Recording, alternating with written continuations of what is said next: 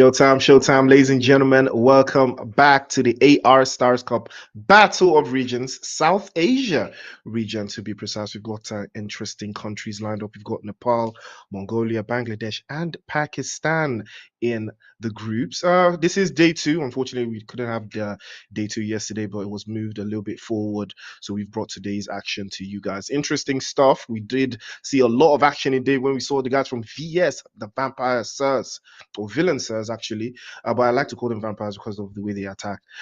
In first place, 64 points total. Fabulous 4 in second with 45, and the guys from Raw Mongolia in third place with 40 points. TMT DC in fourth place with 39. A couple of these teams will need to rise to the occasion today because this is, the last day for the playoffs, and the top teams that qualify today will move on to the next stage. CMF managed to clock into fifth place without taking a loss and moving away from that top 5 position. Seal, on the other hand, slipped a little way into sixth place. MS climbed up with a brilliant performance in the final couple of games, but they did fall short and get themselves only 27 points, and they did also manage a chicken dinner in the previous couple of games, unfortunately.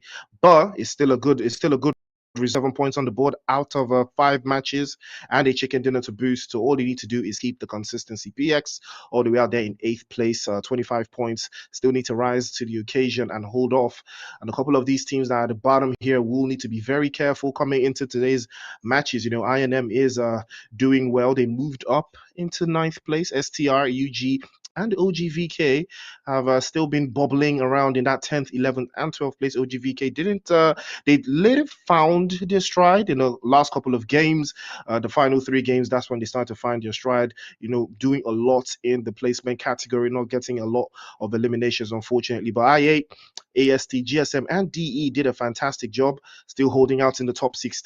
Too late for them, but 25 to 30 points would be the goal for most of these teams if they are trying to crack into that topper echelon where INM, STR are still holding, the fort. But Dead Eyes guys, unfortunately, have not been able to find their rhythm so far. But hopefully today will be the day. Q moving up into 17th place, not too far from the previous part of the table. They will need to rise a little bit further, but Exhibit, Raw, and RC still hanging around each other. 1 point difference between all of them, and in 21st place, all the way down to 24th. Mab HB, unfortunately, have not been able to acquire any points. UGSL have been struggling concurrently across all of their matches in the past and on day one, but KS it gets very tricky for them. I believe they are suffering from landing position distress. So I think hopefully coming into today they would realize and adapt to the situation, improve what it is they've done so far, and hopefully they will not have to run into I8 or any of those teams they tend to land off with. But PX 723 is still in front. He's still the MVP so far, still doing a magnificent job at that as well, still holding off, not giving away too much. Over 2,600 points in damage. That's a big number.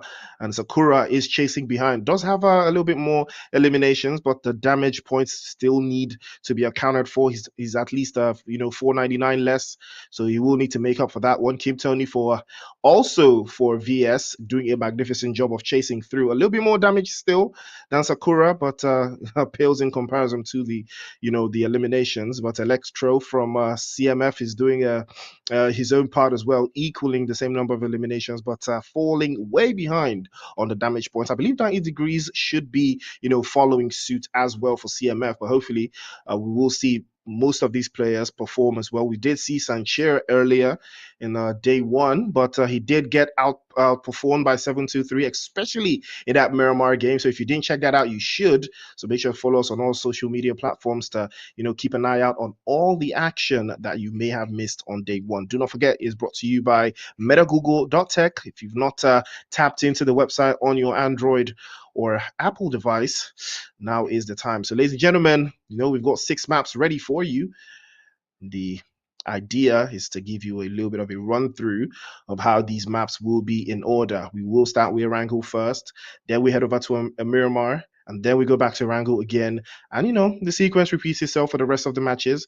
It's going to be a very, very interesting turn of events and a setup, how these teams would perform based off of these maps. We did see VS as the only team on day one that got 2 chicken dinners out of 5 games. Now that is very, very impressive, turn of events for Adar. I said for Adar, for VS. So hopefully we'll be looking to see more of the same today. Interesting lineup still. Hopefully we'll see some maybe substitutions, maybe some new entries, maybe some new faces. But don't forget to follow us on all our social media platforms, ADAR Organización Esports on YouTube. Hit that subscribe button, like the stream, and get ready for the action because we're just about to kick off.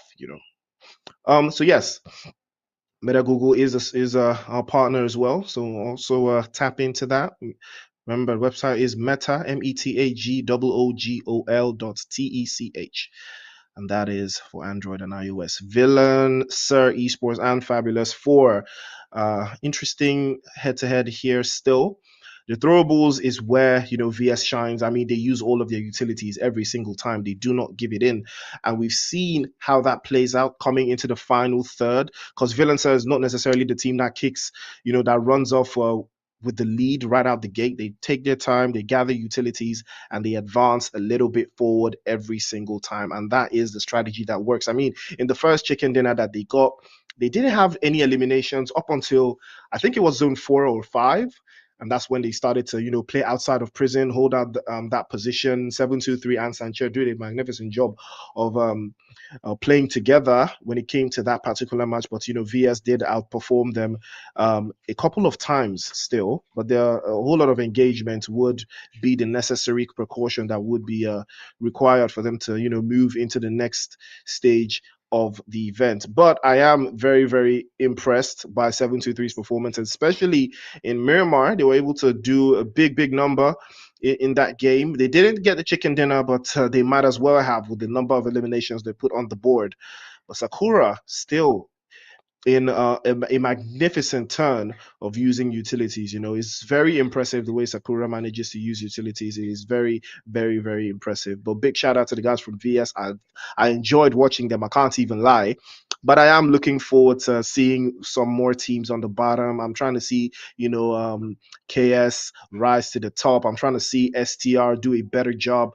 MS are slipping away as well. So most of these teams will need to rise to the occasion just a little bit better, perform a little bit better than they did on day one. Remember, people will get eliminated today. Some teams will not advance going forwards. So it's going to take a little bit more. It's going to take just a little bit more effort from those teams if they are trying to get a taste of that $6,200 prize pool. But now we will be heading straight into the map to get an idea of what it is we're looking forward to, ladies and gentlemen. It is match 1.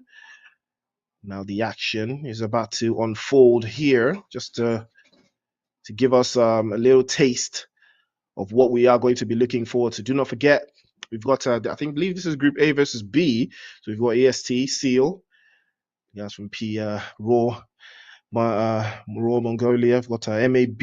I believe MAB, this would be their first game so far. So if this team qualifies, that's a big leap for them. So I'm looking forward to seeing how they will perform. Guys from STR is here as well. INM, Fabulous 4, GSM here as well. MS, the guys from Deadeye's guys, and Raw. Raw did have a little bit of a struggle on day one, but they managed to make it happen in the final game. I think they got some significant points coming into that game, so that's a big one for them to hold off. But guys from HV are also here. Not seeing them. So we've got the two bottom teams, HV and MAB, I believe, have decided to grace us with their presence finally. So I'm excited to see what they are going to be bringing to the table. And RC, UG, OGVK, and INM will be, doing a magnificent job so far. Let's see what the play zone will say. It's a little bit of an interesting playing path all the way from our military base, cutting straight down the middle towards Saverny. No one is getting overwhelmed just yet. Ooh, that's an interesting play zone all the way out there, circling military base. UG will like this one. They will like this one a whole lot. They will not have to, deal with early rotations and a little bit of action. would be ideal here, but I am a big fan of that one. Inox has been a very, very oh, West of K over the top again. Wade okay, tries the M16. Unfortunately, it will not close the gap there. A little bit of a tag, and the M16 will still be fortunate. Unfortunately for RC, they will be first blood. Back into the lobby they go. And Amundsen doing a magnificent job of sealing the deal there for Seal. Unfortunately, he will lose two. But that's a fair trade, I believe. Not the best in confidence building, but it's still a fair trade. Two for eliminations to work through his end, but would take a little bit more than they think. AST already on top of the hill there. I'm not sure what the strategy will be. Nice spray from Ajay all the way across there. Spike gets grenaded immediately over the top. Will require some assistance relatively very quickly there. Killer will be the next one to fall as well. The tags continue. The assault continues again from Ajaya over to the top half of the other side of the military base. I didn't even know it was two teams here. So the chaos continues to ensue. Spike still knocked away, but Ajaya will masterfully jump across roofs and swim across oceans just to get to him. It's a very tricky one here. Igneous is very, very low on HP, not been knocked away just yet. And we'll have to reset. But I believe GSM has two players down now. Killer and Ferron. Might take a little bit more to keep them at bay here, but it looks like there will be a possibility. Grenade over the top. Might have done the trick right there, but Refat will be doing a magnificent job of holding. Igneous is still low on HP. AKM shots you can hear, switches over to the DBS, but swaps out again to the UMP. Angles are getting very tight here. Rifat will have to play a 1 versus 2. Cannot get the reset. You can hear the stun grenade in the background there. Rifat is trying his absolute best, but GSM on the receiving end. Killer continues to bleed out. Tries to hold off, unfortunately. And Raw now on the receiving end, on the attacking end, but I believe that will be the end for GSM. He did get spotted out, and that would be closure. 3 eliminations, and all 3 from Igneous. And UG already starting to look very, very capable and very, very strong.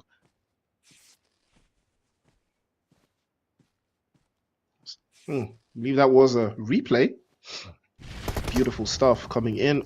Ooh, grenade over the top again. And now there will be a chance again. Stronger. I believe they are here.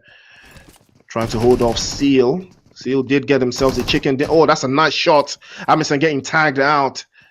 And it's all left to Cephos here. He is the anchor for the team. I've seen him do magnificent stuff playing from the back line. Hopefully he will be able to make something out of this one. Grenade just over the top. It is a good grenade, but not enough to do too much damage. Tries to circle back. Agent just north of his position. Might catch him off guard. Might not be getting the position that he would be looking for. There's more to it than that one still. Shifo still holding up, but AST now in serious trouble here. INM circling the block, looking for an opening. Incas is still playing it a little bit closer, but they are spread a little bit thin. The DBS, unfortunately, didn't do the trick this time. Seal back into the lobby. They will go. Gio all the way back, trying to play a little bit of control for the guys from AST, but unfortunately it's not working too nicely for them. Zio has been spotted. He's giving away his there. Here comes Zid trying to gather as much intel on his position as possible. Grenade is good. Unfortunately, not enough to do too much. Tries to tag 2 with the Bison. Holding off again. DBS surely will do the trick. Catches the first. Will he catch the second? Again, the DBS, he tries through, but the DBS will clap immediately, and with full effect, back to the lobby they will go. AST swept away by INM, not losing too many players. Sharp was the one knocked away, but the reset will come through. Deadeye's guys are reeling in the background. They've seen all the action and has just undergone itself over there, so they will be able to play out from this position. They're starting to hold off a little bit towards the northern side, just outside of Rozok. Non-contested, I might add. They did play that position on day 1. I can see that not a lot has changed the past couple of days, so we will be circling the block with that one. tricky position for them to hold, but Stronger are looking very strong right now, and this is one of the teams I was looking forward to see perform 6 eliminations right out the gate. It is not bad at all, but Agent 14 will have to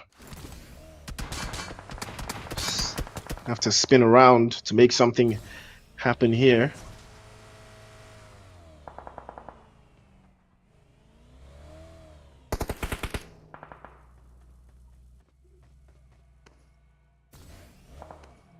You can hear the commotion in the background. Well, how far are they willing to take this one, though? The leaderboard today is giving everyone an idea here of what it is looking like. The top teams here will make it into the next phase of the tournament.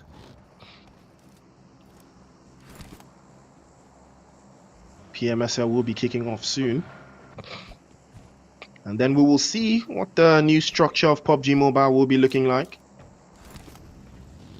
We'll see who exactly is interested in holding out hope and getting picked up by an organization. It is an interesting new way for PUBG Mobile to improve the competitive scene. I mean, it is very, very different right now. Very different. I figured what the idea behind the new structure was. It is all about making the tournament much more competitive. So here's to that one. Play zone still in the south. They're shrinking ever so slightly. More teams would have to playing in from the west side. Ferry Pier still up for grabs. And I am loving Fabulous Force position. They might run into the guys from MAB, but it might not be. It might be a little bit premature if it happens now. Playzone hasn't given a clear indication yet. There's still a lot to play for. Might center up. Might play out of military base even going forwards, but it's a little bit too early to call that one. And MS unfortunately have lost a Fury. That's not too nice for them. Playing as 3.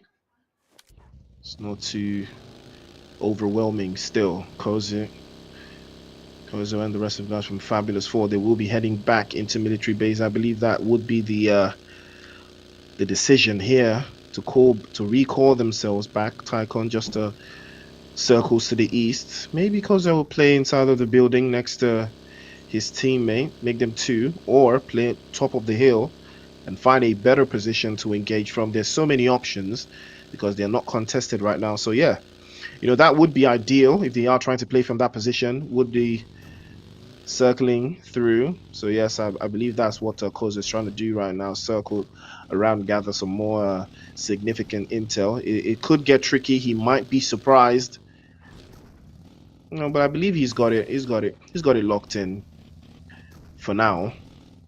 Playzone will be a big determining factor, but I do feel they've read the zone very well. High Voltage is here finally. It looks like they want to hit the ground running. They've already got 1 elimination over the other team. Was doing a little bit of a struggle.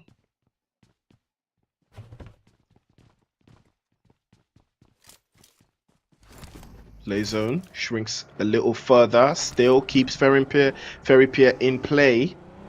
And military base is still in play as well. Would be very, very interesting to see how UG will play this. They have a very solid position. A 2-2 split across the bridge would have been more efficient, to gather as much intel of what's happening across and to have 1 foot in military base as well. I mean, it's not stretching out too thin. It's not giving out too much intel, but it would work provided the way the play zone is scheduled right now. But it's not too overwhelming. They will be able to make something happen along those ends if the play zone does not disregard all of their efforts. Desert will have to be very careful. High Voltage have been spotted. Spray is good from Desert, but unfortunately will not count for much.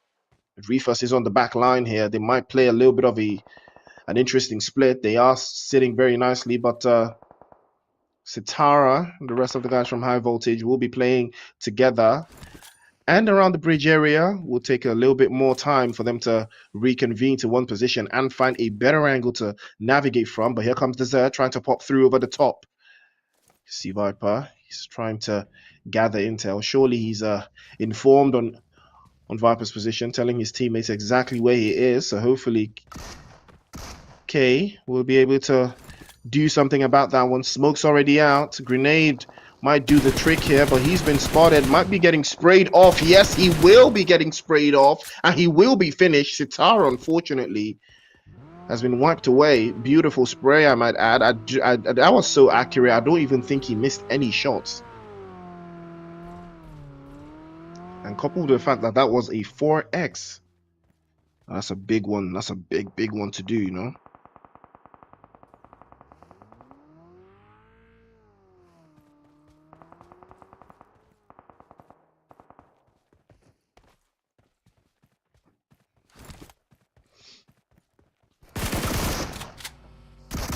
Ooh. And Claw getting slapped away with the DBS. Nova pops in again, switches to the DBS as well, and another DBS. And Deadeye's guys will be dead in the water there, but Fury is getting tagged away. Here comes Cyrix, and Raw have pulled up to the scene as well. Cyrix with a beautiful touch with the mini all the way across there. And Arrow circling backwards as well. With the finish coming through. Arrow finding another set of people, and that's INM onto the eastern side. We'll take more,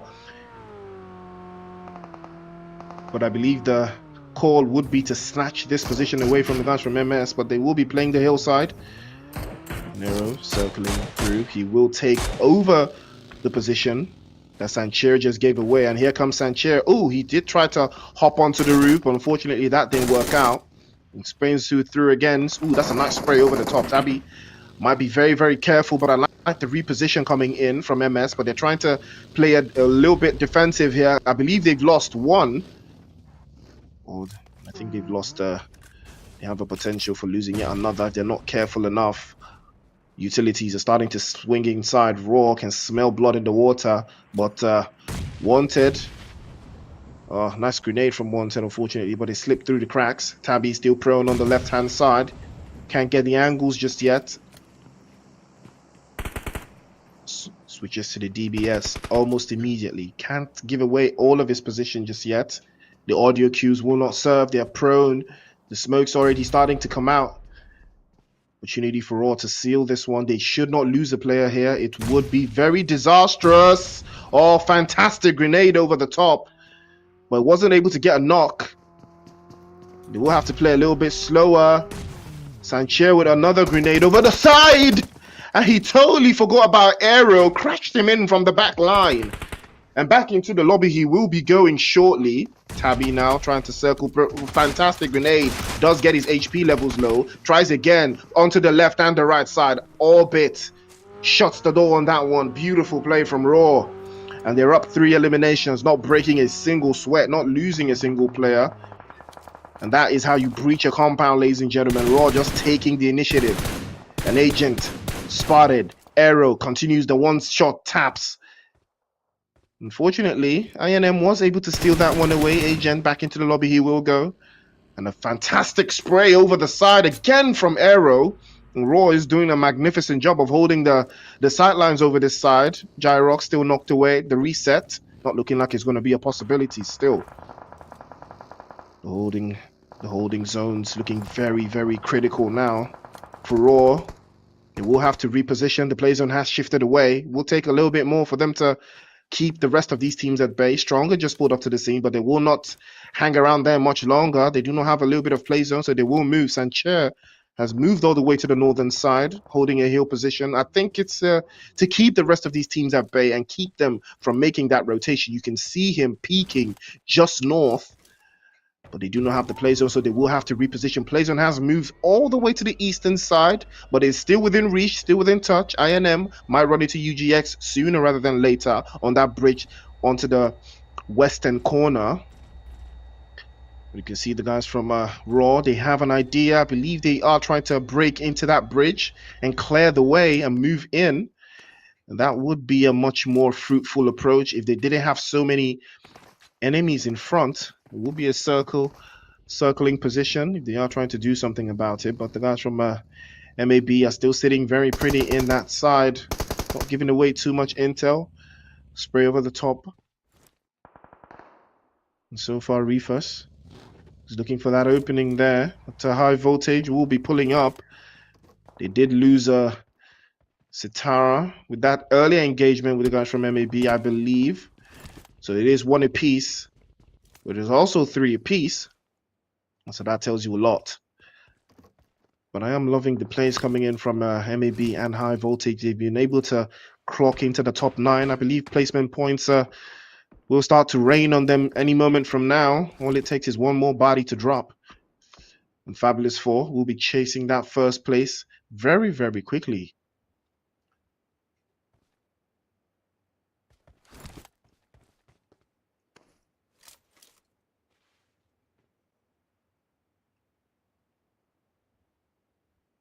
High ground advantage. INM looking very, very solid. They will not give away their position just yet. MAB still pro. He's exposed to the bridge. K has been able to snag up 1 elimination earlier. And they did catch Sitara from high voltage. So it does beg the question. Who is on the right side of the zone right now? Could be ideal. Raw. Pulled up to this position here. This might be the decision that changes things for them. Orbit is circling. He might run into the guys from INM. He's aware of their position. Oh, Orbit pulls up. Doesn't lose 1, but he is going to get the first knock. Tries to get the second, and a continuous spray all the way across from that side. From Cyrix does the job of holding out, but again, do they have body? Sancher has been knocked away, 2 down. Cyrix and Aero will be the last 2 up for the guys from Raw. Kida pulling up. Here comes Aero. He's prone. Now switches to the DBS, tries the shot, gets 1 off, and now we will take a little bit more. Grenade over the top, tries to hold off behind. And the Molotov cocktail over the side will not do the trick just yet. Bleeding out, one after the other. Keda takes a little bit of damage there. Aero has to be careful. Jumps away to the right-hand side, but I think the resets are ongoing. And Raw will be doing a magnificent job of holding out, but the grenade is perfect. Arrows drop to the floor. Sancher has been spotted. Tries to be sprayed away. Surely he will not get confirmed. They cannot allow him to get the point. He pops a grenade over. And it connects yet another. Grenade after grenade. 2 down. 3 to go as well. And he might just make it happen. Molotov over the top. Kader's doing a magnificent job. He might just be getting tagged up. Might just get the 3rd, but no. Orbit will shut that down immediately. He was about to go for a 4-piece. But Raw will not let that happen. Absolutely fantastic sequence of play coming in from Raw. They had it. It was very close. It was very tight. But now Jiro will be doing his own job, trying to keep the rest of these ops at bay. Might be time to pop it through. Tries a grenade over the side. There might be an opening here he's looking for. Tries to bounce it over the walls again. And that grenade will do a little bit too much damage than he would like. He's looking for that opening. He has jumped outside. But they do. How do they know that he has jumped outside? They do not. They're going up the stairs, trying to look for that opening. Grenade tops out one of the others. Wiper's been knocked away by a teammate's grenade. This might change things. He's prone onto the floor there.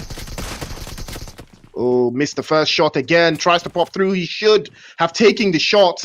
And now be very tricky to hold off again. He's trying. Gets the confirmation over the top. Jiro tries again.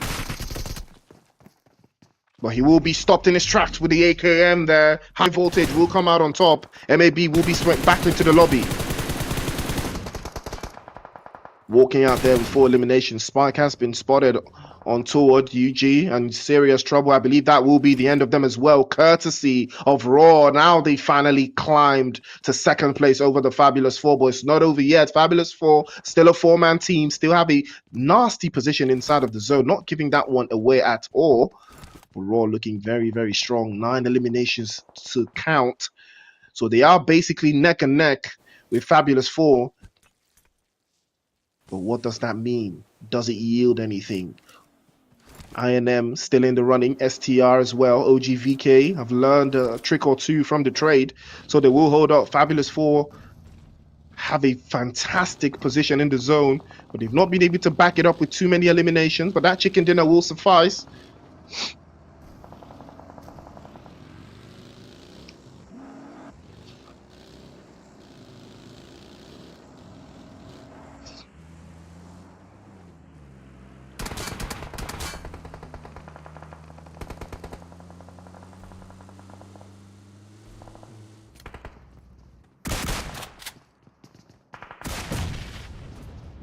One touch for the grenade, but the DBS will not be able to shut that one down. Surely he will be finished. He is finished. And Raw will lose 2 players immediately there. Sancher will not let this slide. The violence continues. Molotovs all the way across, all the way inside. They're setting it ablaze. They're burning. The execution does not stop at the last player. One after the other, they start to go down, but they are trying to hold off. Confirmation will follow through. VS finally getting there. Finally getting caught out by the guys from Raw. Confirmation from Orbit there is fantastic. He sends him back into the lobby again, following suit. Sprays to the left and the right, drops him immediately there. Sancher goes down, but unfortunately he will be getting... Nope. Unfortunately, he will be getting strapped, and back into the lobby he will go. Raw now in serious trouble, down to 1. It's Orbit, but they have been able to snag a couple more eliminations to add to that one. And INM still sitting very pretty. Fabulous Four even sitting prettier. Have not lost a single body. Looking very strong. 2 eliminations to follow suit. They're holding very nicely, but they cannot allow this position to be compromised. Playing from the back line, only him, the MVP, finding a position to circle from, and here he comes. Javed has been spotted. Spray is good, but he's going to be tagged back as well. Gyrox spotted by Kozo. He's going to be knocked away all the way across, and now the push might be insinuated here. Confirmation will be coming onto Gyrox. It would have been very tricky there if he had gotten blown away, but here comes Rafi getting knocked away by Orbit. Raw still in contention, and INM will be swept away by Fabulous Four. One after the other they go through, but take a look at Orbit here. Sprays from inside the water, connects the shot, drops yet another. Tycoon in trouble. Sprays 2, sprays 3. Fabulous in trouble right now. Dropped all the way down to 3, and now he's down left to 1. He's back into the water. Pops into his vehicle, and now he's all left to Tycoon. It's a tricky one. Kozo on the far end. He will be spotted if he comes to make the reset. Stronger's there, trying to get that confirmation. Strong as well will be sent back into the lobby. 13 eliminations for Orbit and the rest of the guys from Raw. Looking very, very interesting. Now, they know he's in the water, but they do not have visual confirmation on his position. Here he go, pops out again, spraying over the northern side, but he's been spotted and he will be dropped. Perfectly sprayed by Kozo. Fabulous Four will take the chicken dinner. What a way to wrap that one up. That was absolutely crazy. Fabulous Four will make it happen. Chicken dinner. And I did say that was the only consolation I was going to work through for them. And they did a magnificent job of holding that one out. But Orbit almost snatched it away from them. Almost. It was so close. Could have snatched it all the way across. But fortunately for them, they were able to make it happen.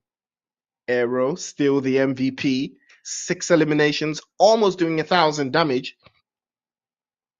And that tells you a whole lot of his prowess. Raw has been absolutely magnificent. Watching how they were able to make it happen. Man, what a performance that was. Orbit, 6 eliminations, but Aero did tune in as well with 6. Emerson with 4 for Seal. They did get knocked out relatively very early. So for him to pop up here, that tells you a whole lot. That tells you a whole lot. But it was still impressive to watch. I mean, Raw was absolutely breathtaking. Orby was breathtaking in that final third. Raw did a magnificent job of still holding out. This combination, I mean, I did think I had the right combination, for the players. I really thought it was Arrow, and 723, or Arrow and Sancher, or 723 and Sancher, but the combinations just continue to change my perspective every single time. 19 points on the board. They did come out on top, even though they didn't get a chicken dinner. But Fabulous Four did a magnificent job getting themselves that chicken dinner. So that boosts them all the way to 16 points, not too far away. And I think they maintain. I think they did enough to maintain that little gap between themselves and the guys from Raw. So I think they should still be in second place. STR doing well enough to get themselves into third place, INM in fourth, and the rest of the teams to follow suit. Hopefully, High Voltage and MAB will be able to, rise to the occasion and do something concerning their placements going into the next couple of games. Because it's been magnificent so far in using utilities. I mean, you have to respect. But 57 total elims. We're still averaging around the same number. I don't think we've crossed into 60 plus at all in any of these games, but I might be wrong. But I don't think we've seen any of that. 103 throws used. This is pretty low still. I think, yeah, this is pretty low. This is lower than what we saw on day one. So I think most of the teams have started becoming a little bit more conservative.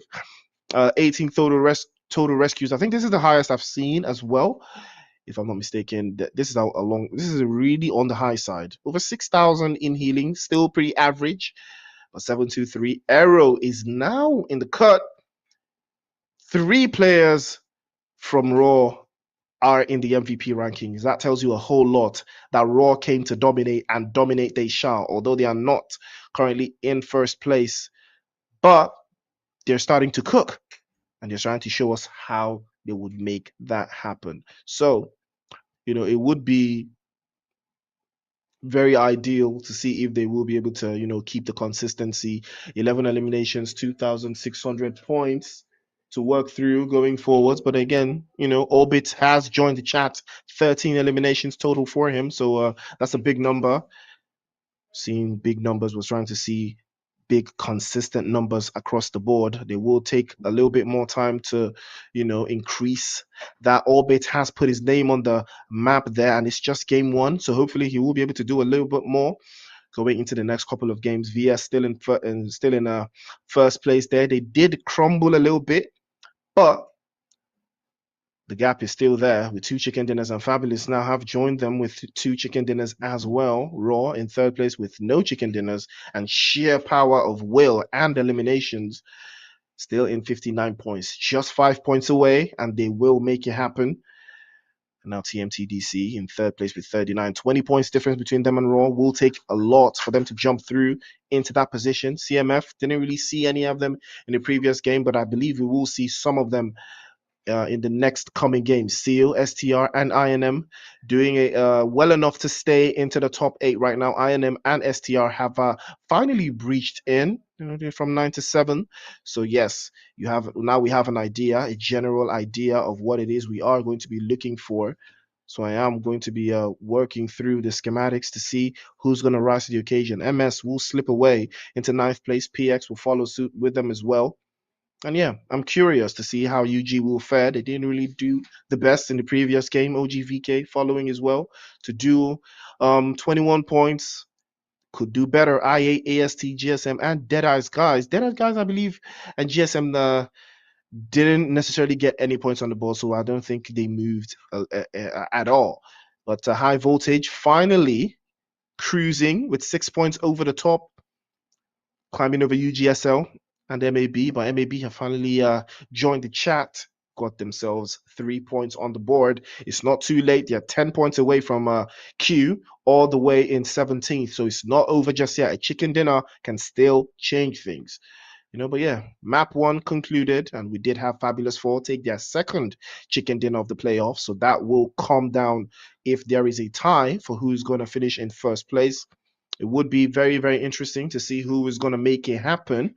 But I am very, very confident very, very confident that the guys from VS will be able to do something about that one. But ladies and gentlemen, it is the 8-hour Stars Cup, the Battle of Regions. We're in South Asia right now, and it's day 2 of the playoffs. Top teams will qualify into the next phase. But when we talk about the next phase, we'll take a little break. By the time we return, we got Miramar for you, so stay locked in.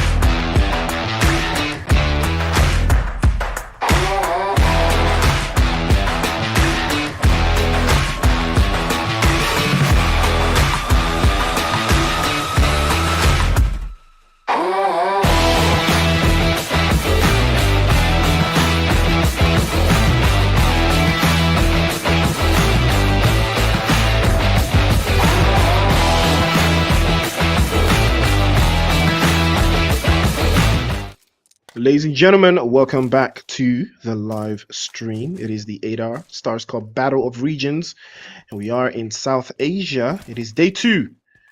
We are in Myanmar as well, staying slayed up. Got Triburm SEST have lost, unfortunately, 2 players. We've got Criminal and Slayer slain. Might take a little bit more work there, but I think I saw the guys from Fabulous 4 getting clocked. I'm not sure what happened to them, but guess we're going to find out. GSM circling the block. I think they've been able to get 2 players from AST down. Spray is good onto Joker. Joker gets dropped immediately as well. Q finally getting their hands dirty. And now we'll take a little bit more than that one. INM looking for an opening. Deny it.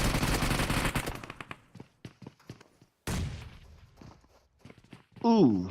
I'm not sure if that grenade connected. It might have. Yes, it did.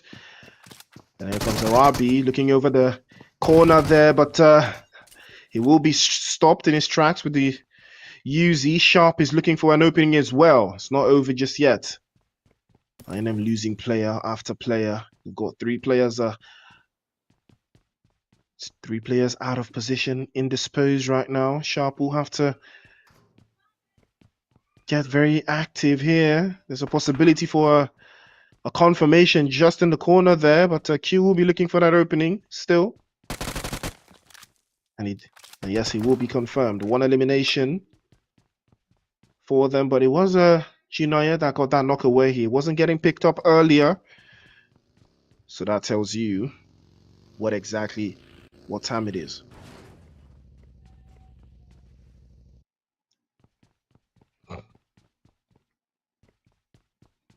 Sharp is listening for that opening. Tries to circle towards the left-hand side, and here he is. Surely he will get the confirmation. Yes, he will. And now we're up to 3. Still all of Junayat's knocks. He is flushing. And Freestyler's on a little bit of a northern side. Does have an idea on his position. Might just do what's required. But Sharp is aware of his position. Might take it more than he thought to make that happen.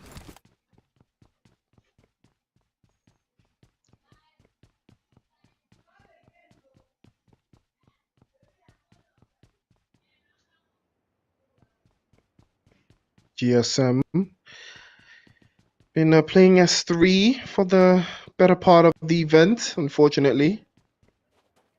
Would take more than that one to stop them in their tracks. They are sitting in a nice position on the leaderboard.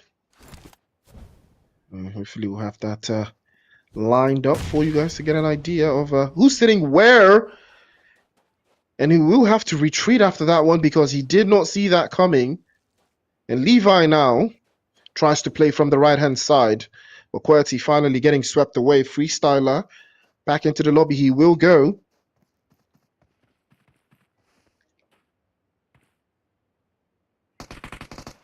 Here comes you can hear the AUG singing. But do you like the sound? Do you like the way it sounds? I love that Uzi sound. Plays from the right-hand side. Tries the DBS. And Levi will connect the shots. But Zayo is on the top side and continues to spray.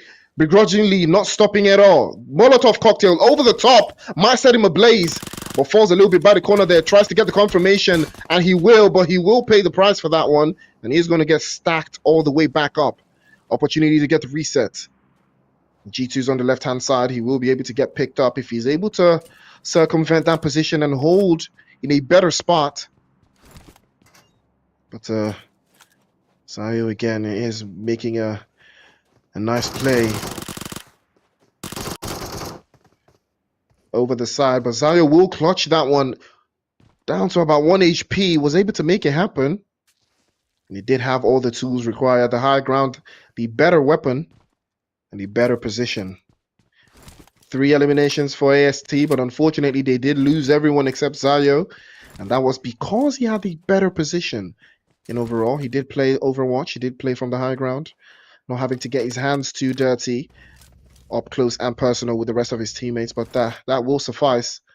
And INM as well were able to get themselves 4 eliminations, also sacrificing everyone except Sharp. Did do what was needed. But Exhibit here making their own moves, playing their own game. As Rays getting picked up, we'll have to do a little bit more than where they currently are. CMF have them in their sights, and Seal will make the advance there. Spray from the back line connects a couple of shots through as well, and Exhibit will have to rise to the occasion if they are trying to keep this one at bay. Seaphos charges a grenade. I might just charge it to the game. Amison just chilling inside of the vehicle undetected, not moving a muscle, and that will be a corner side to play on as an opening that they're looking for. Kirito, back foot of the corner of the window, looking for an opening there. Grenade onto his side will cut him down to about 45 HP, and the Molotovs on the stairs burning away. And Shifos is still sitting there. Amison has not moved the muscle still. He has a little bit of an interesting position here. This might work out. He hasn't moved. He hasn't given away his position. He did peek out the window just for a little bit. Tonmoy circling around, looking for a little knock, looking for a little position to do something with. But CMF are not letting this one slide at all. KS unfortunately getting swept away. Exhibit again trying to circle through. Here comes Scooby, tries the DBS, fails the first shot. The UMP will drop him simultaneously as well. Kirito now has to jump off the balcony, hops over to the right hand side, and Seal trying to hold off. Shifos now pops off. The Molotov cocktail would be the ideal choice there. He's going to be very, very hurt. Riding into the unknown. Resets ongoing again. Tonmoy finally getting dispatched and knocked away. Onto the backside again. He gets dropped as well. Here comes Shifo still holding off. The UMP will be the weapon of choice for him. The close distance, reducing the use for the M4, but that will be a beautiful spray. A very icy cold UMP at that. The knock is good. CMF on the backside as well, dealing equal damage. Here comes Kirito off to the right hand side. We'll get that opening almost immediately. Circling the block again. Tries again. The jump shot is good. But the back line open again. He is going to be knocked away. And that will be the end surely for Seal. They've been swept off and swept out. Back into the lobby they will go. Surely CMF will breach this position. Exhibited now in serious danger. Here come CMF. 6-9. Playing off to the south. Would have a nice position if they are trying to crack open into this little compound here, occupied by the guys from TMT. Again, they will be getting the reset. Electro is looking very strong. He's looking for that opening. Might play on the left-hand side. Spray again onto the corner. I believe he has tagged that position. Utilities would be the next choice. Here comes the grenade. He's charging it. He's been spotted. Fantastic grenade over the top, but unfortunately it wouldn't do the trick. But the M4 will shut that down immediately. Left hand side, grenade is good. Unfortunately it doesn't connect. Electro looking for an opening, pops the Molotov just inside, and he starts to burn. He is hurt, and he goes upstairs. Surely that will be curtains for him if he can bounce the grenade off the right angle. Tries to pop it over the balcony, but unfortunately it will not connect. Electro looking for an opening. Here comes CMF again, trying to breathe through. The last grenade will do the trick. CMF up to 4. And that is how you breach a building again and again. CMF have done this 90 degrees. And Curse will close the gap once more between themselves and the rest of the lobby. But again, they will play on a little bit further. Here comes VS. Tries the DBS the first time, the second, the third. Misses all of his shots and finally switches to the Scar Elter Spray. A vehicle pops up. He gets another knock. Makaris.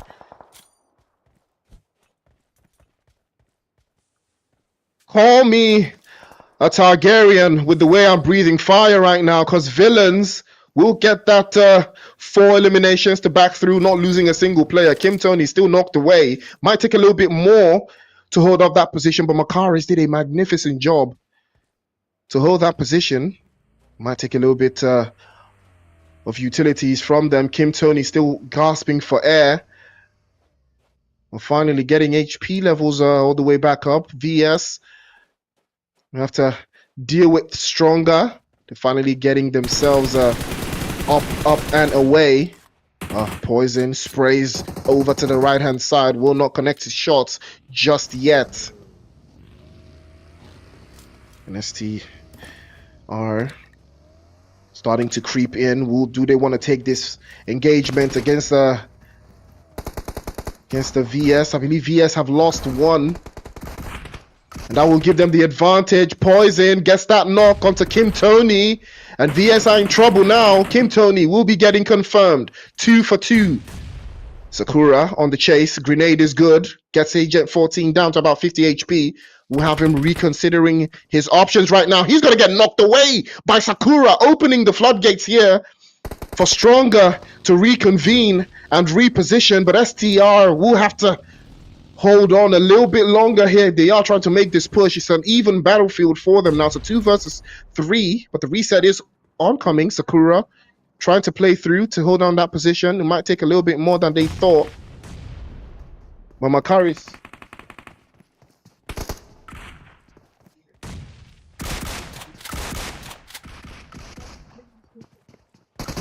nice DBS over the side. Again, pops through, gets the confirmation, and that will end. Fantastic stuff from STR. 3 eliminations for them. They've taken out the #1 team on the leaderboard. And that tells you exactly how that is to be done.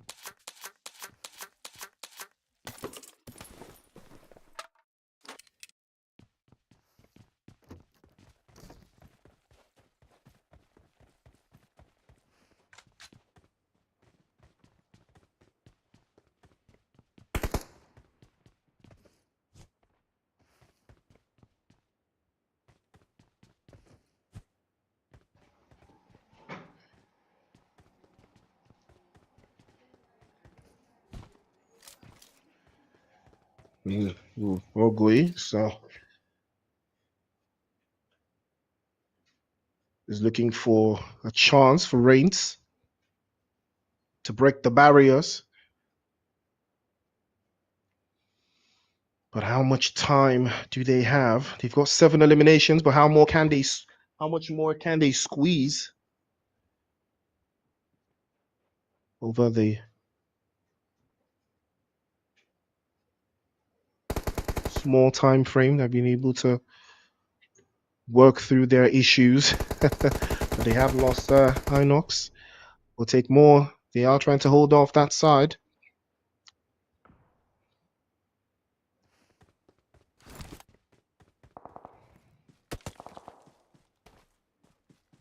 Top gets higher. Every time they try to climb,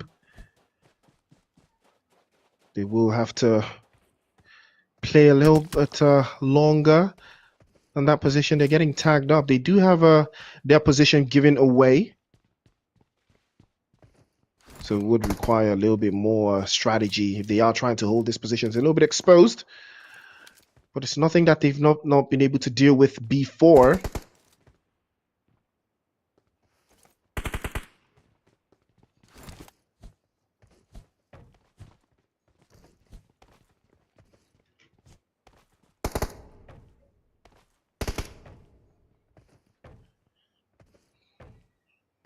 You can see the guys from Raw in 3rd place.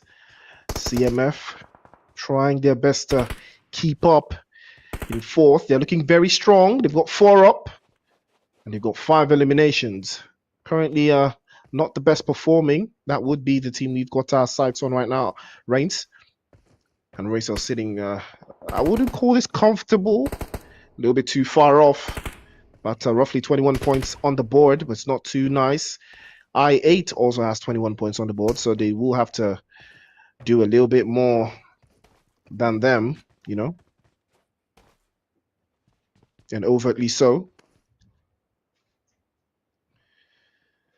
RC have a nice position. I believe this is La Bendita. Oh, nice spray from Endless onto Viper. Viper will be the last for R8.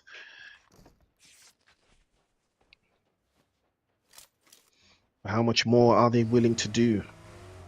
How much better can they get? Stronger Do have all of their players intact. They're taking a little bit of damage. I spoke too soon. Tom has been knocked away, but will not be getting flushed. You have to be impressed by the way, teams do make their rotations. If they get caught out, there is a teammate close by to wrap things up, to get that reset as quick as possible. That is what separates some teams from others.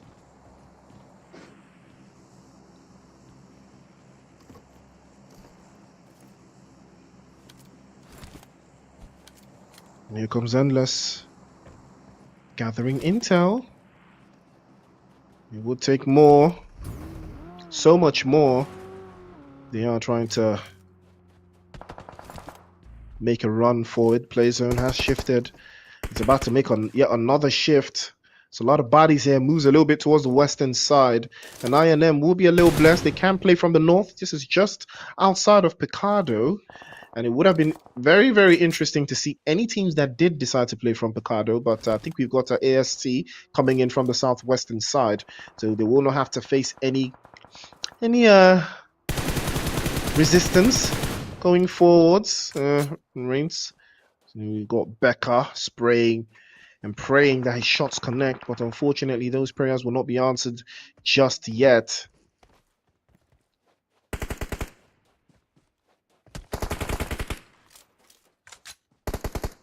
The sprays are continuous. We've been looking at this angle very interestingly going forwards, but Stronger not giving up that position. I believe they want to play just outside by the edge of the circle and not committing too much. But they do have the numbers advantage over Reigns. So that will might alter the aesthetic of the Miramar map. You can see Agent 14 will spray into the corners there, and Becca will be getting caught out. But fortunately for his position, I believe he will be getting picked. And High Voltage see to it that that is the case. High Voltage have been pretty consistent so far. They've gotten points in both back-to-back games. And now they're on their way to more points. They've got 4 eliminations so far. And they have cracked into the top 8. I believe that should put them over the guys from KS. I believe that's 12 points already. So KS has got 11.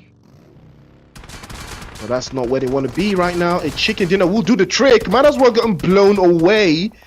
But they managed to make it just in time. Sprays are continuous from that position. CMF are looking for that opening. They spray down. And now they might decide to make this push over. And here comes 90 Degree playing from the western side. And now High Voltage will have something to be worried about. Here comes 90 Degree. Pops the grenade. Will be the next choice. But RC are taking a little bit of a stroll down to the south. And they will be running into that last player from I8. Viper will be the last one to strike again. Viper pops a smoke just outside. He might be getting blown up and he will be getting shot down immediately there by I8. And here comes the guys from Raw trying to deal with Stronger. They've lost Arrow. He's been knocked away. Tries to make the advance again. Beautiful touch. Tries to walk through, but Orbit will be stopped with the DBS. And Sancher now continues to spray on. But unfortunately, the terrain is not going to be in his favor.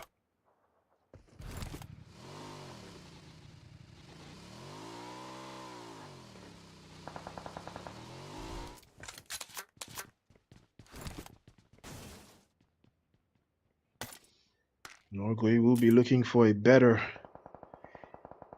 position.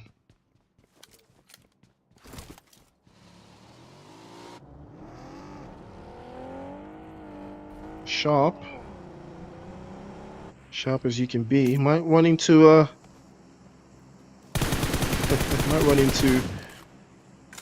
Zio from AST. He is the only one that made into the zone relatively early as a solo player, I might add. And those points continue to pile up, but High Voltage unfortunately couldn't make it happen for themselves. So those placement points finally kicking in.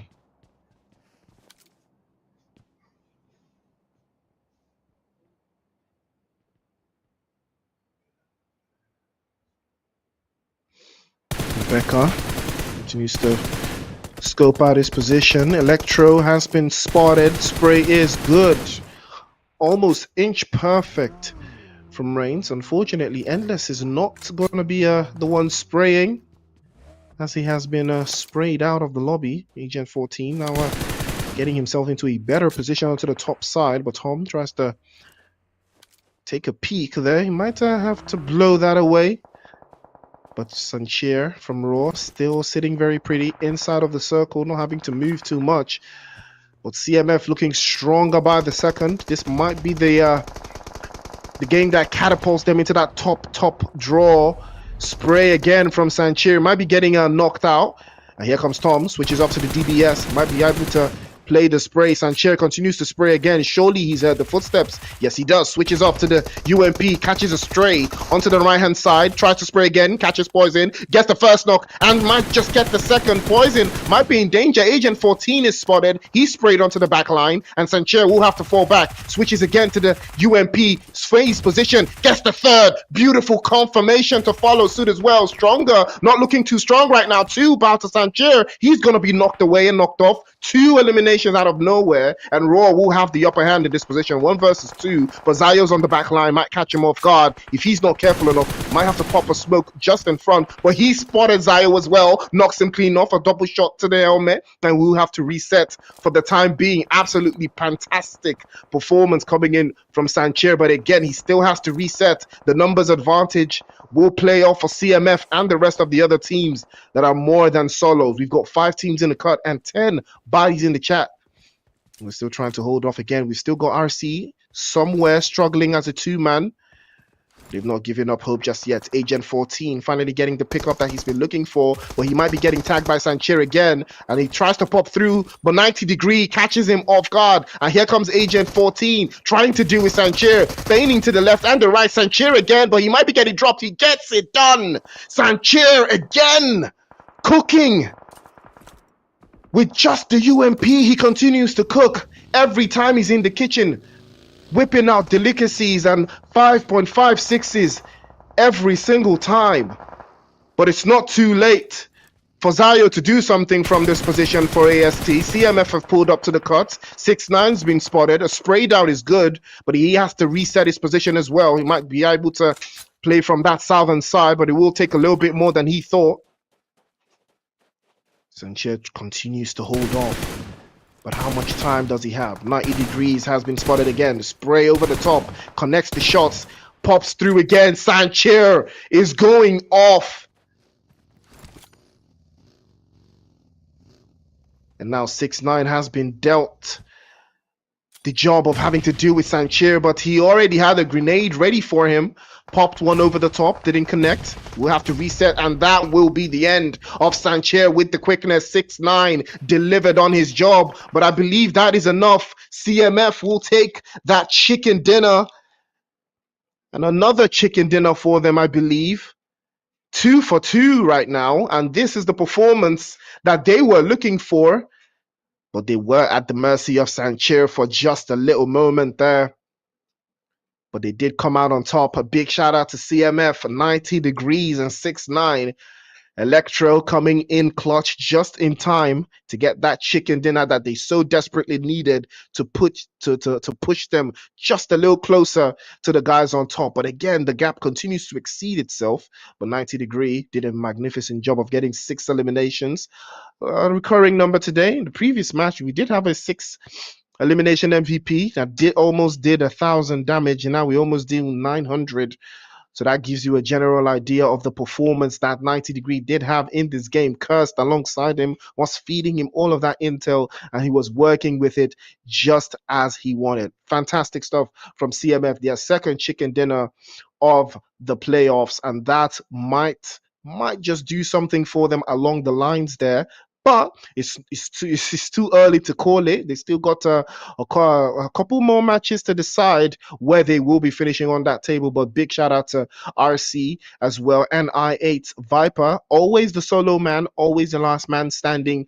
And now he continues to put points on the board for the guys from I8. 4 eliminations for him, and that is enough to get the job done. But Sanchier, 1,000 damage points, and that tells you how he is absolutely breathtaking when it comes to taking those engagements. He doesn't back away, he doesn't shy at all, continues to put the numbers in 90 degree, and a Viper paled in comparison to the numbers that he put up, 1,000, almost heading to 1,001, and he didn't even get up to 5 eliminations. That tells you something. He is absolutely breathtaking. I mean, he was on the MVP page on day one for a while there, but he did get overtaken by the rest of his teammates. 723 Orbit and Aero were able to, snatch that one away from him. But 22 points to CMF, 12 eliminations. That was able to, close the gap. A little gap, 22 points plus what they did before. I mean, they're probably cracking into the 60s CMF, so they might have just cooked right here. 13 points in total for RC. Could have done so much better. They did have Becca. Unfortunately, when they did lose Endless, that fell far off for them, unfortunately. AST, big shout out to Zayo there, keeping them above water with, 10 points in total. Raw also doing 10 points, equaling the same number of eliminations as placement points. 67 total elims. Now we're talking numbers, bodies, and stats dropping left, right, and center. And I think this is the highest I've seen entirely. We were averaging 50s, but now we're in the 60s, heading into the 70s. And that tells you something. 139 throws in total. I think that's also a big number that we've seen in the entirety of the event so far. But here comes the MVP box again. Sanchir has clocked back in. And now we've got 3 players still from the guys from Raw Mongolia inside of the MVP, the top 4 slot for the MVP. Orbit and 723 still there. I believe Aero is probably next in line. Top 4 from a single team in the top 5 for MVP. Now that tells you a whole lot. Sakura still in the chat. It's got 13 eliminations, the big damage points as well, just behind 723 and Sanchir. Orbit will have to step his damage game up if he's trying to maintain that position. But big shout out to the guys from Raw doing a magnificent job. I believe we're going to see the overall rankings now to give you guys an idea of what exactly this game just means. CMF climbing all the way to 4th with 59 points. Now they are within touching distance of the guys from Raw. But they have occupied that first position with 69 points, and that tells you something interesting here. VS slipping the lead away, dropping down to 2nd place, 3rd place, Fabulous 4. Even after the chicken dinner they got in game 1, it's not enough. Raw with no chicken dinners is still in 1st place, but that is a dangerous position to have, especially when you're tying up with other teams that have 2 chicken dinners, 2 more chicken dinners than you. So you would have to be super, super consistent to make it happen. TMDC did slip away as well into 5th, but it's not too late for them to rise to the occasion going into the next couple of games. INM, unfortunately, have relinquished that top 8 spot, falling all the way down to 9th, but they do have 31 points to show for it. 30 points to MS. AST finally clocking into that top 11. Big shout out to Zayo for that one, doing very, very well to get themselves some eliminations. RC finally rising up as well. 26 points for them. UG, I8, OGVK, and GSM slipping away all the way to the bottom of 13 to 16 place. They're in a serious bubble position right now. The leaderboards will be changing like this every single match, just to tell you how intense the entire lobby is.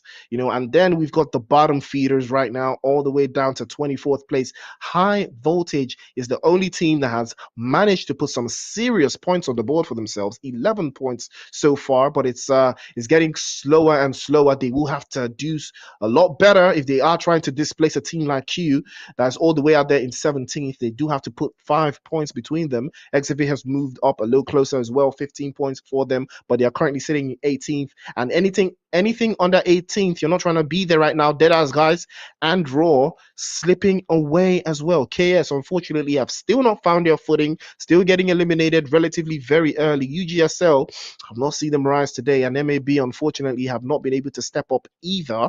But again, we've still got a couple more matches to make it happen. So we'll be a deciding moment going forward into the next 4 maps. But that's still on toward. So ladies and gentlemen, It's going to be a tricky one. CMF, Fabulous Four. These are the same teams that were winning chicken dinners yesterday. There has been no new team that has broken into that bracket. CMF did get a chicken dinner yesterday. They've got one today as well. Same thing with Fabulous Four. Are we going to have a repeat of what happened yesterday, but just in a different format?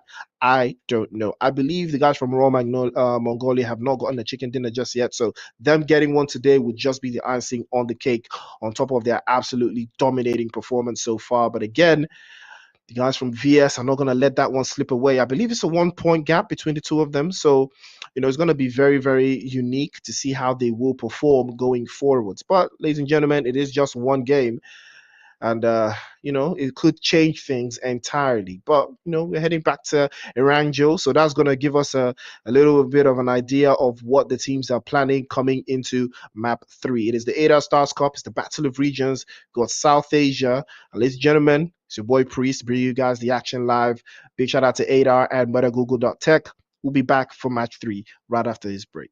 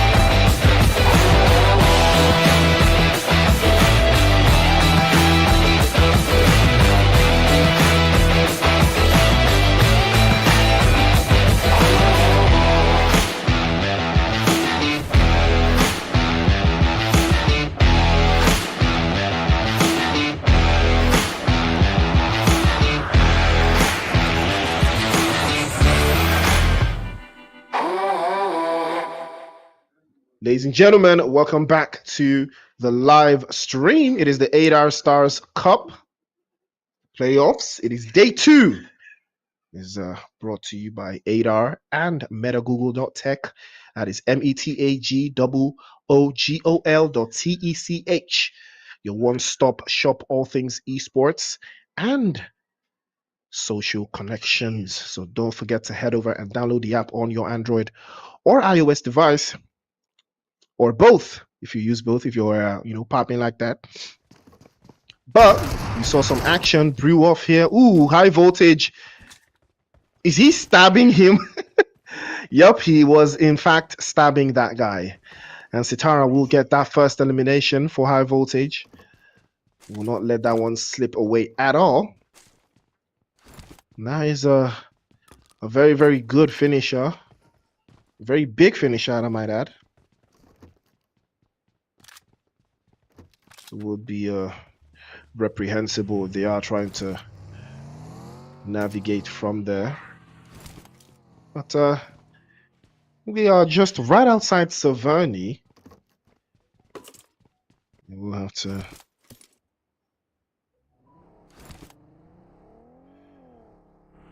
to rise to the occasion to see if they are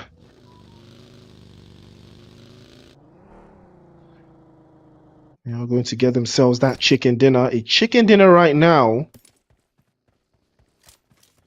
would change the entire tide for high voltage.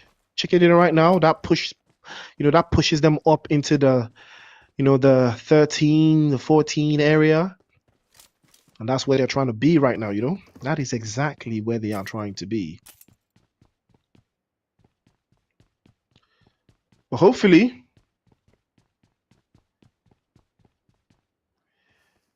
this might be the match that does it. This might be the lineup that makes it happen. We're about to find out. Zivit have a little bit of a nosy nature here. Raw, fortunately, getting swept out. I believe by RC.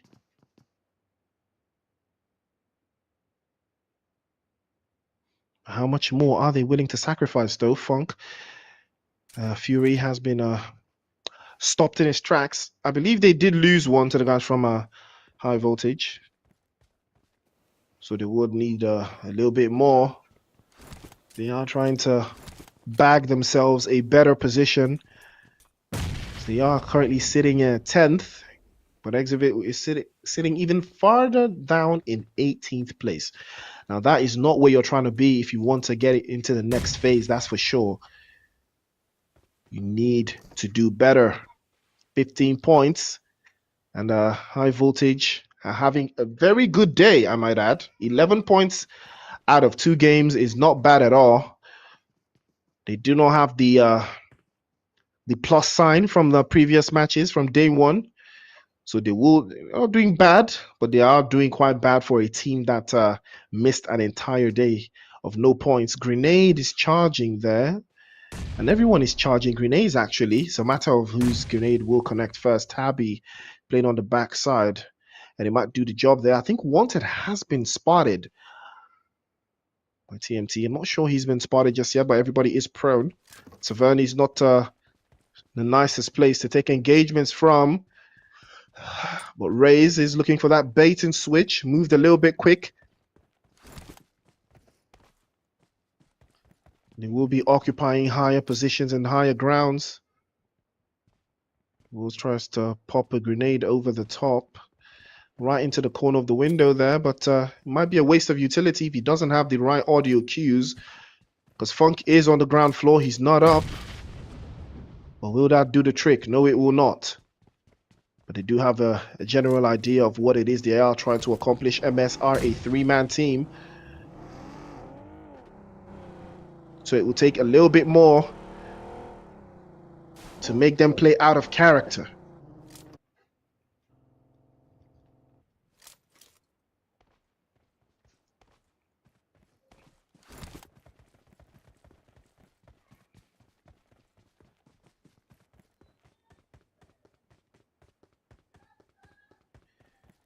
And a little split coming through from Civet. Not a lot of utilities from this position. They haven't switched up yet. But INM will play from just outside. This is one of my favorite compound positions to play in. It is very it's very intricate to defend. Not a lot of openings still, you know, but you can play from so many pockets of defense. But high voltage have not decided to descend upon these guys just yet. But boy, what that would mean, Tabby can see them vacating the premises. They will be moving to another direction, but they will leave two behind. And high voltage might decide to crack into the position as well. How much time do they have?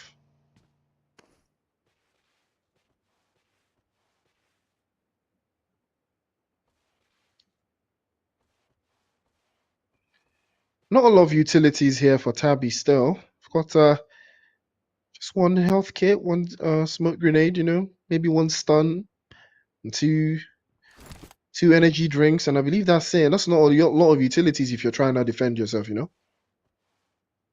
But he does have a lot of bullets in that Scar L, and that's really what matters. But Exhibit will leave the premises. They've seen that MS is not ready to expose themselves, but here comes a Joker trying to deal with the DBS. But Freestyler's coming up from the back line with a fantastic spray, but he's going to be tagged up as well. Kim Tony on the western side continues to spray on and not relent. Another one bites the dust from Freestyler. 2 for 2 here, but he's also got 2 teammates knocked away. He will be the last. Kim Tony will close that with the quickness as well. And VS are up to 4 eliminations. Now they continue to move upwards. And they have sat down very, very comfortably in first place with that performance.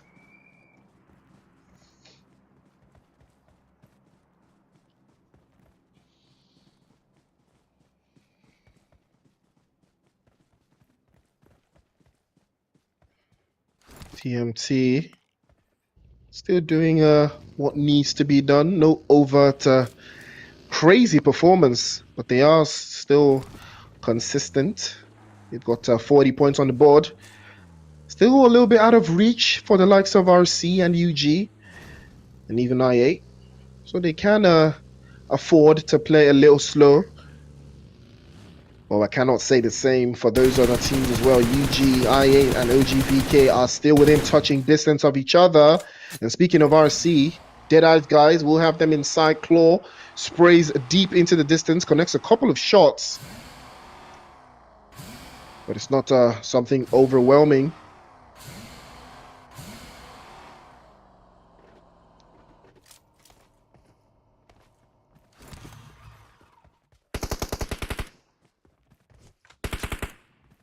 You can hear the M4 singing out loud.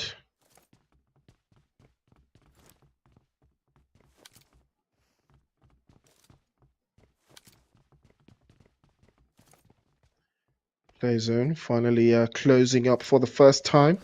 Still got a lot of bodies in the cut. We've got only 2. We've lost only 2 teams so far.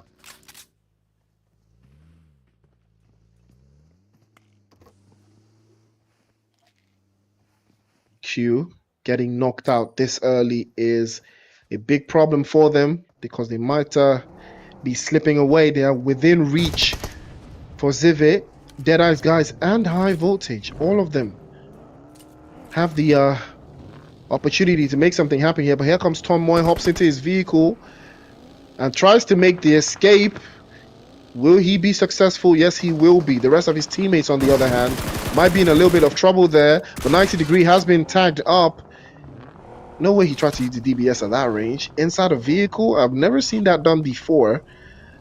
But it's the first time for everything. TMT able to escape the danger just in time. 90 degree though. Can't say the same for him. He's getting tagged up mercilessly. And MAB will set their sights onto the guys from VS. They will terminate one. And back into the lobby he will go. Electro, the next to fall. Deadass guys now unleashing hell onto CMF. Cursed will be the next one to follow suit. Back into the lobby they will go. CMF eliminated with the quickness as well. And now TMT, MS, and INM will have the opportunity to play a little bit of catch up. But it's still a little bit too far. Aggregating the performances so far. But Deadass guys, this would probably be their best start to a match in the past 2 days. So hopefully they will get out of their own way. They are currently sitting in 17th. But MS finally discovered. And back into the lobby they will go. But they managed to hop out with just 2 eliminations. That doesn't really stop INM, RC, or UG from chasing after them, as those teams are already in their 30s. But UG will need to rise very, very high if they are trying to make a dent on that leaderboard. Deadass guys are now starting to circle the block, gather some more intel, pack up all the utilities they need, because they know the play zone 45 seconds in, and it will make that shift. It will make that drift. And that will give us a playable area for the foreseeable future. But Yatuta just burrowing his head into that corner of ruins. And, they are playing a region. You know, some teams like to play areas, you know, and some teams like to play regions. You can have a team playing in the ruins area, and then you have a team playing in the entire western region, and ruins could be in that western region as well. So that tells you the different type of you know, players and teams that you have. And TMT, unfortunately, starting to slip away here because they've lost 3. And it would be ideal for RC to deal with them or whatever's left. Might take a little bit more than they thought. Has managed to skedaddle from that position.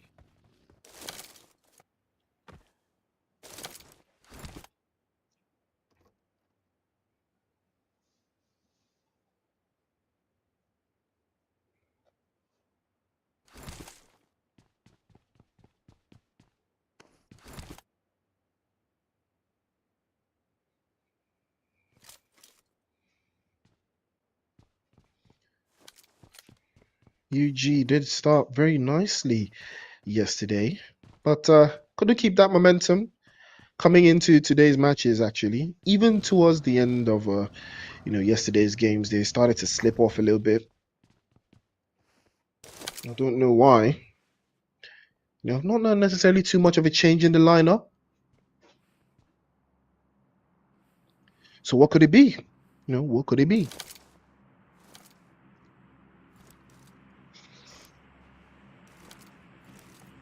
VS are down to 1, but they have put some points on the board.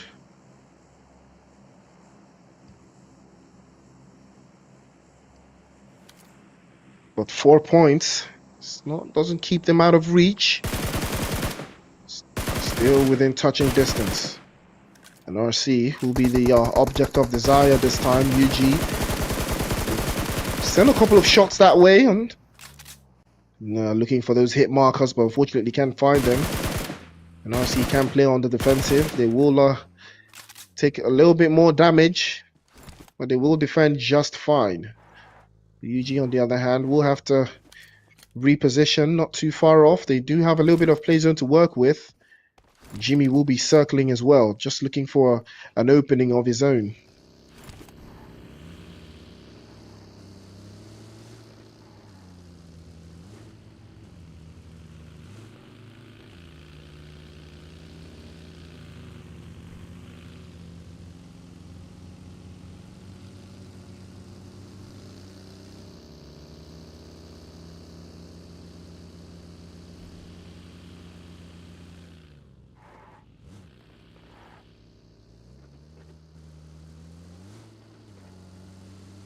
I like the plays coming in from UG though.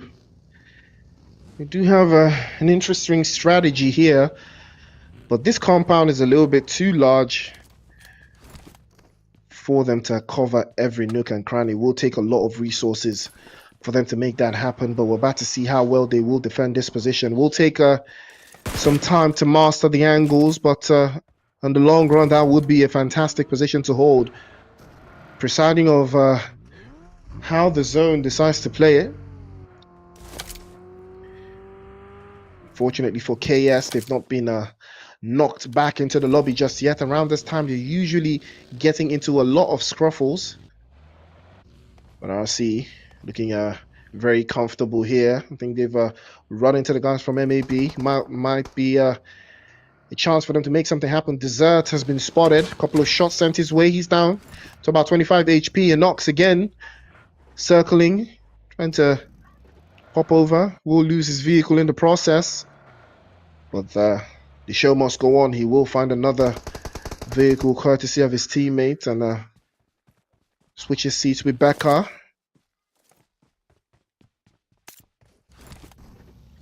And here comes Endless.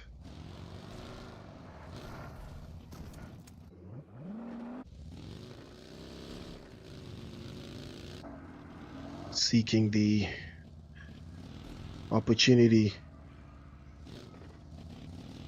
to work through, but OGVK, I've not necessarily seen too much of them so far.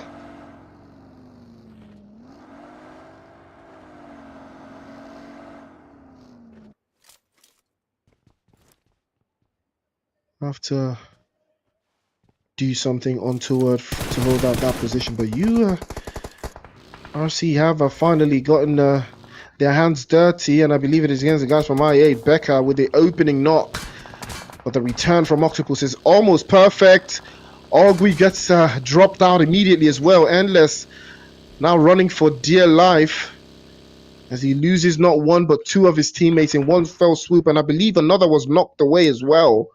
Right in the open, Becca still prone to taking more damage, and I believe he will not be getting picked up. He's confirmed. KS with their first elimination, stealing that one away from the guys from IA. And Octopus did a fantastic job of making quick work of RC, and now they are down to one. And here comes a machine. OGVK, known for playing it slow and steady, getting themselves into solid positions. On high voltage, unfortunately, have lost two. They do have 4 eliminations to back that up with. All they have to do is play a little bit slower because they do not have the utilities to further any kind of extra engagement going forwards. So UG sitting very, very nicely in the center. UGSL will be in the north. Play zone has shifted again towards the south. Very a little bit of a touch. KS now getting into a heated exchange with UG all the way across. We'll lose the first one. Mad Cat has been spotted by Jimmy. Not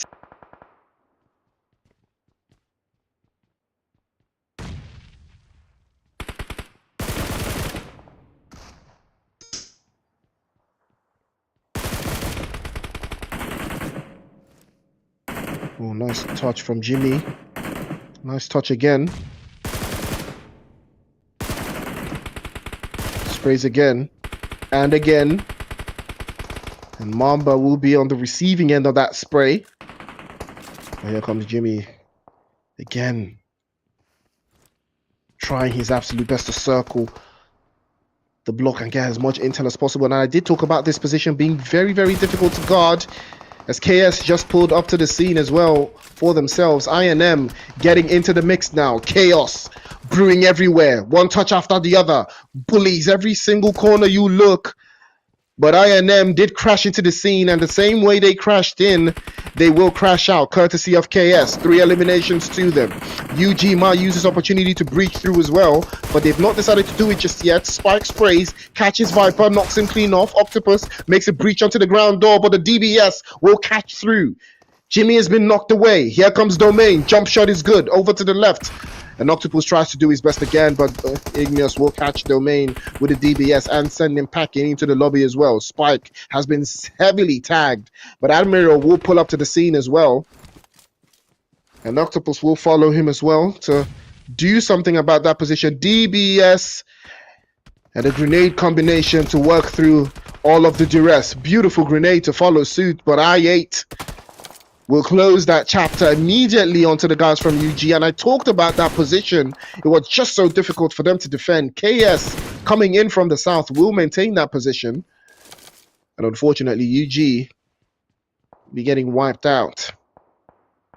I8 up to 6 eliminations. And none of the top teams are still alive, except for TMTDC. They are still currently sitting in 5th. They have a long way to go to make 4th. And they're not looking too strong. They've got only one player left. But Exhibit, they're moving from Saverni and ignoring that conversation with MS. It did pay off for the good. They've moved into a pretty much central position. MAB getting spotted out there by Deadeye's guys. And now Deadeye's guys have started to brew something in the pot right here. 5 eliminations to them and more to come, surely. Here we go. High Voltage trying to make their rotation, trying to look for an opening. There has to be more. They do not have to play zone, Deadeye's guys, but it looks like a chicken dinner is in the works here. Been struggling, heavily struggling. But Exhibit as well have also been struggling. They've not been able to get any eliminations so far. But High Voltage have gotten themselves at least 1 extra point, moving themselves a little bit closer to Exhibit. But Exhibit is 4 up, and High Voltage are just 2 up. So High Voltage will have to scale a little bit higher if they are trying to put some serious dents into that leaderboard. But they are up with 4 eliminations, so that will change their mindset. Play zone shift a little bit forward. Octopus was spotted by D46 and he's going to be knocked off. Admiral already going for the reset. Unfortunately for him, they do have a little bit of cover to work through. Might be able to play from the northern side, but that play zone is not friendly right now. You do not want to get caught out. UGSL finally starting to hone their skills against Deadeye's guys, trying to hold them off. They do have a little bit of a nice terrain to work through here. Grenade over the top from Shari. Fortunately doesn't do the trick, but will do a little bit of damage. Deadeye's guys will have to reposition as well. They are trying to be spotted. Oh, the spray is good, but he's been spotted. Missed his shot. And Gangsters will have to do something if he's trying to make that advance into the zone from that position. Zwadu will play again from the northern side. Shari again with a beautiful spray. Will get that first knock onto Tutor. He's going to be knocked off. And I don't think a reset will be happening. Wadu now makes an advance into the zone a little bit closer to rejoin his teammates just by the edge there. And now Deadeye's guys have started to take some serious damage. Here we go. Inside the smoke. Wadu finally pops out. DBS in hand. And he will catch the first shot. Tries to take the second. Might be able to do the job. And he does get the job done. 6 eliminations. And Deadeye's guys, unfortunately, will be dead guys with eyes. And Gangster and UG doing a magnificent job. 7 eliminations for them. And this might be the game that changes things for them. They do have the high ground advantage after that beautiful defensive position against the guys from Deadeye's. And OGVK doing what they know how to do best, creeping slowly into the circle. Biding their time. KS, finally a good performance from them. I've been rooting for them to perform well enough, and now they've got 5 and now are in the top 3, but they do not have the play zone. They will have to do a little bit more. UGSL now finally to get into their groove, and Faisal was heavily tagged up in that engagement. Who will have to reposition. D46 still sitting on the western side, and they will have to play off that position to hold off going further into the circle. OGVK sliding very slowly into the zone. But how much more damage can they take from UGSL? As Wadu continues to spray into the smoke, the play zone will be forcing them to make a move now. And I'm not sure if they have vehicles or if they're willing to foresee and take the damage there. Oh, beautiful spray over the top. and the smoke's already coming out. Shari starts to make a move, and Gangster pops through, but here's an opportunity. KS pulls up to the scene, unsuspecting. It's a 3 versus 1. Gangster is all alone. Grenade over the top might send this one's packing, but unfortunately will not do the trick just yet. Backs up a little further to reconvene with his teammates. Utilities to follow suit to hold the angles there. Smokes onto the left, tries the right hand side. Citizen again sprays through. D46 in serious danger, takes so many bullets to the back of his head, but unfortunately for him, he will survive a little bit longer. But now Chaos on the back foot again. Shari switches the play up, pops the smoke onto the right hand side, tries to spray to the left, tries to hold off again. D46 with a grenade in hand might do the trick, pops over to the right hand side. UG are taking 2 fights on 2 sides. OGVK starting to pull up from the right hand side and taking a little bit of damage from the play zone. A grenade from D46 connects to Shari. Shari's back into the play zone, but back into the lobby as well to follow the dangers, and now KS will be making that advance a little closer now. Wadu will have to play from the back line. Gangster finally spotted by OGVK. He's going to be knocked away. And now's an opportunity for them to break through. The right-hand side looking caked up for now for UG to deal with. And they will be swept away one after the other. Gangster still knocked away. 7 eliminations for UG, but it's not looking like they will survive this one. They're down to just 1 Citizen. He's inside of a pickle now. He hasn't gotten a lot of zone to play with. KS will have to make the advance. He's taking so much damage, and now is an opportunity for OGVK to deal with him. Right now, Jin Chen has been spotted, but he will return fire, and we will send him back into the lobby. And now it's team versus team. OGVK and KS will have to go head to head, but 4 versus 3 somehow. OGVK will be holding a beautiful position coming in from the south. I don't know how they were able to do it, but all they did was just wait. They just had to wait for KS and UG to take that engagement against each other, and that was their opening, and they utilized it perfectly. The smoke did pop out right in front. 6ix9ine has rotated all the way to the left-hand side. Faisal pops out a little bit too much. He will take some damage, but he will roll back again. Molotov over the top from Machine. Another one to follow suit as well. Faisal might be burning away if he doesn't reposition. DBS over the top. D46 will swallow that DBS again. Shotgun shells, 2 for 2. Drops him immediately as well, but he's going to be knocked away surely with the machine gun. The M3 again seals through, but the grenade is perfect from OG.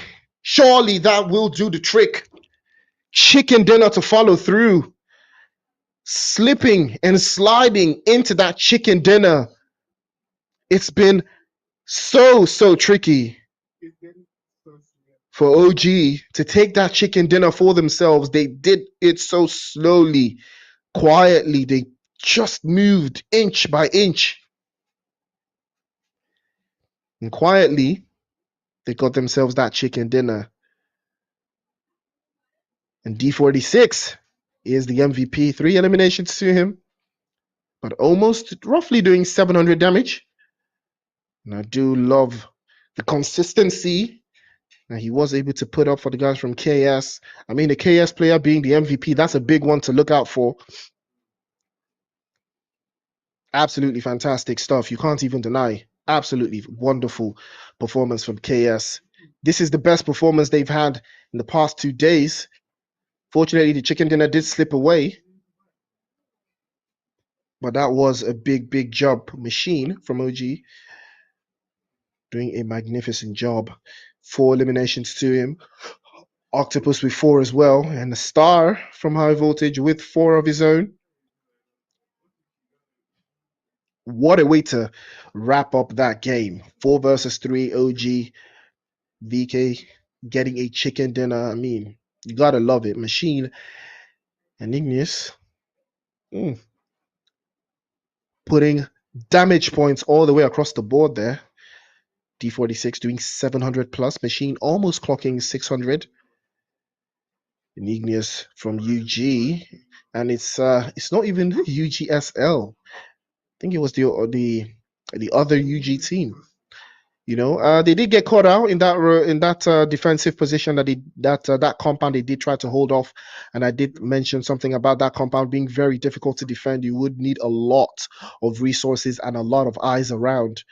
Unfortunately, they did get swept out by IA, and that is the reason why. But OGVK with 17 points, and now that will catapult them very, very nicely into a very a little comfortable position, but not too comfortable. They will still need more of the same, at least in one more game, to do something about their current position. But KS rising from the ashes, 13 points to the good.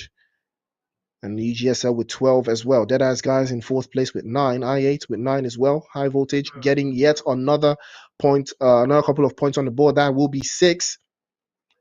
And I do love the fact that they've done something about that one. 62 total elims. Again, we've slipped a little bit backwards, but still within touch. 220 utilities used. Throws used, rather. But that is a lot. 220, I believe. I think that's the highest we've seen so far in the entirety of day 1 and 2. 13 total rescues. And still averaging the same amount of healing. And Octopus did do 300 meters in the longest elimination distance. Now, we do love to see that one. That was absolutely brilliant from Octopus. I believe that it was when they were in that building again. So a little bit of a change to the position of the MVP, Sakura, getting some damage points and some, I believe, some elimination points on the board. And the Sanctuary has been bumped into second place. I believe it's because he did not participate in this last map. But that's about to change going into the next map as well. But Orbit, 723, following suit. I believe maybe the rest of the teams have changed, but if you take a look at the overall rankings, VS have gone back up into first place with 72 points. But again, they are still within reach of Raw, Fabulous 4. It's also not moved the muscle. They are going to be in third as well. CMF in fourth place too. Fortunately, they did get knocked out relatively very early in the just concluded match. TMTDC equally the same. STR didn't move as well. OGVK clocking in, getting themselves all the way into seventh place with 38 points. Now that is a performance. Chicken Dinner will get you results. Every single time Chicken Dinner will get the job done. PX slipping away into 8th place. I believe they got themselves about 35 points. Now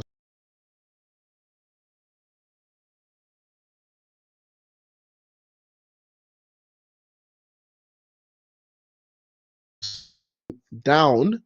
Okay, yeah, Chicken Dinner. Yeah, Chicken Dinner keeps them solidified. INM in 11th place with the same 32 points, but Chicken Dinner triumphs every single time. RC in 12th place with 31, also 31 for I8, but they slipped off a little bit more. I did see KS there in 16th place, so they rose up. Deadeyes guys also rising up with those big numbers they've been able to put in. UGSL also rising to the occasion. Zivit unfortunately falling by the wayside. They did lose their upper hand. GSM also slipping away in high voltage, putting some points on the board. Now they are leveled with Exhibit and GSM, but they cannot play all of the games. They will miss a lobby.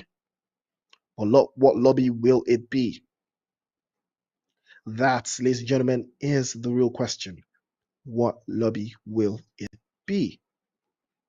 It's going to be very tricky right now, but I'm interested to see how it happens. MAB, Raw, and Q, unfortunately, have not been able to impress. Let's see Raw losing relatively very early that last game, but there will be more to see as we will be trucking through to the last 3 matches. But ladies and gentlemen, it is match 3 we just completed, and OGVK will be taking that Chicken Dinner alongside CMF and the Fabulous 4. And now it's an interesting turn of events. A brand new team has gotten a Chicken Dinner, and I did see that happening, because I am that guy. I did make that prediction, and I think another team will get a Chicken Dinner today that's not into the top 4 or top 5. Another maybe Deadeyes guys, or KS. I think one of them might still have something, or even high voltage. One of them might still have something in the bag. But you know, it could be very problematic if they actually upset one of the teams and steal away their position on the last day without playing a lot of games on day one. That would be absolutely insane. But it is, you know, the 8R. Um, it is the 8R Stars Cup, so it's an interesting battle so far. I'm a big fan of seeing how these teams have been able to perform so far. But we've gone 3 games down. We've got 3 games left. So let's see what those teams do have to say for us. Ladies and gentlemen, it is the Battle of Regions. It is South Asia. That is the region of choice. So boy Priest bringing you guys the action. We'll see what Eranjo has for us, or rather Miramar actually has for us, coming into the next map right after this break.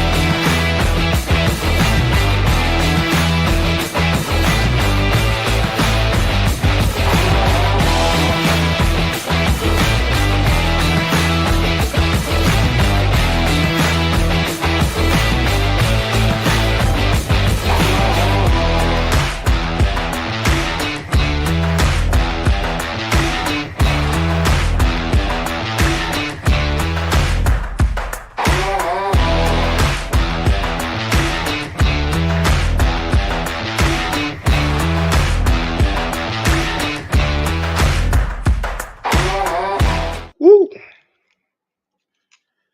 Ladies and gentlemen, welcome back to the show. It's the 8R Stars Battle of Regions. And it is day 2. South Asia is the region. A little bit of action. Let's see what's hitting on. I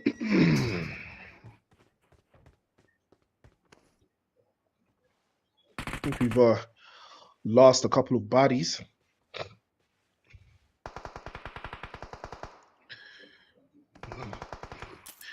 Interesting play zone, as you can see here.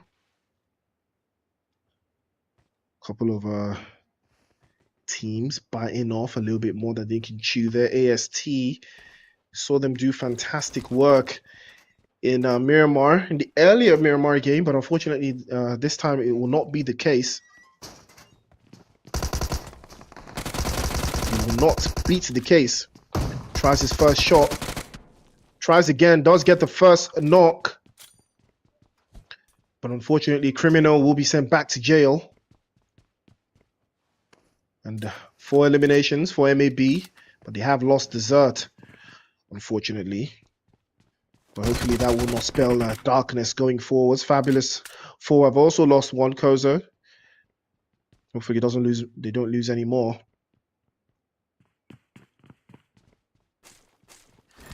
They will be trying their best to declutter. But a little bit of activity doesn't hurt anyone though. Intro will play from inside. Picardo, always a very tricky position to hold. Most teams that do play inside of here tend to, play a little bit of a cluster, especially when they do have enemies around them, so that doesn't give them a lot of time to, get some utilities for themselves. And that spells danger.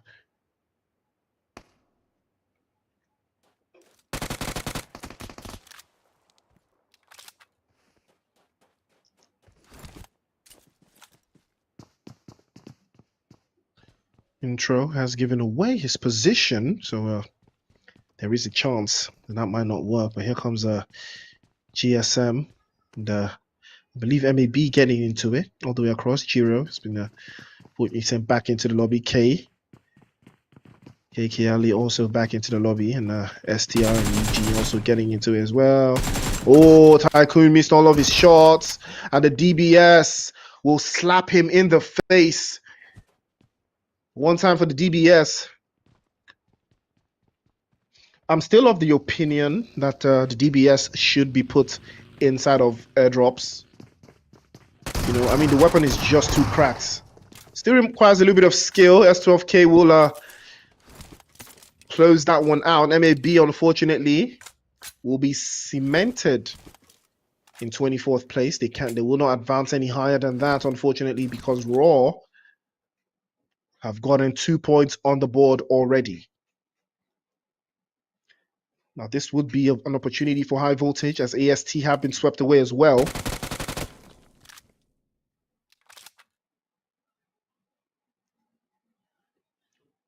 There will be some significance to how they perform. But Deadeye's guys, after the phenomenal game they just had, they've already started getting cooked again. 3 eliminations for them. And how far will that last?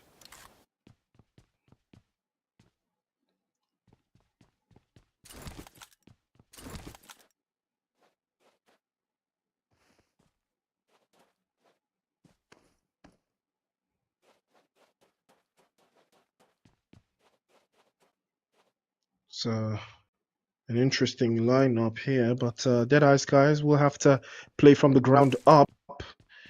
It is always very, very, very difficult, for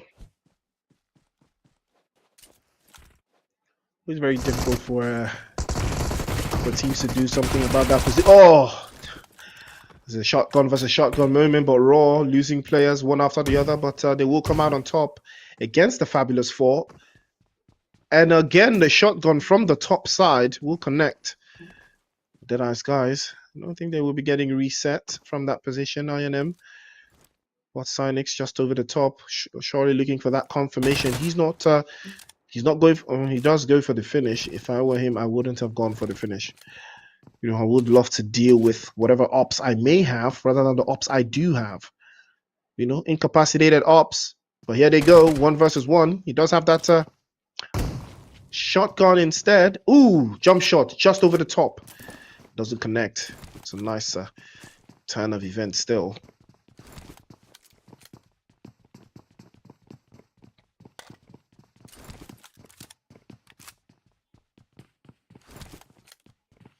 Cynix still looking for that opening.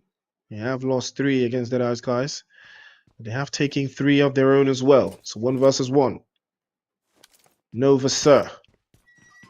Will he be the one to keep Deadeye's guys alive and kicking? It would be a big move for them if they can survive with 4 points on the board. He's going to get tagged up. Tries to charge the grenade a little bit too long. And it does take too much time, but it does deliver the intended effect. He takes a little bit of damage again. He might be getting tagged up. Yes, he is. And Cynix outplayed him and outclassed him, 200 IQ, but he will be sent back into the lobby as well. And that is what you call do me, I do you, in fact. Back into the lobby he will go. Now a spray from Jimmy. He will be dropped immediately as well. Ajaya, unfortunately, couldn't get the screws to him. And down he will go. Tom will be making the advance a little bit closer. Still switching between weapons. He will be circling this position to deal with him. Because the guys from STR looking for that opening. Yeah, he's looking towards the hillside. Because that is where he is most vulnerable. But you have lost a lot of bodies still.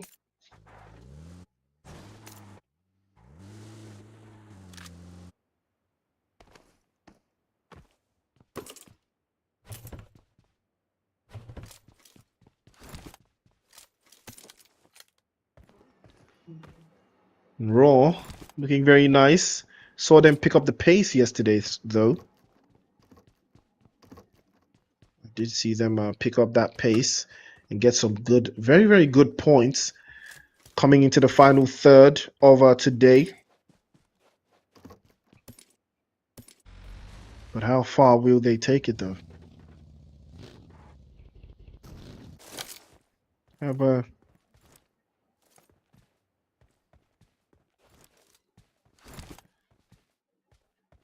see what it takes to play on the hilltop side.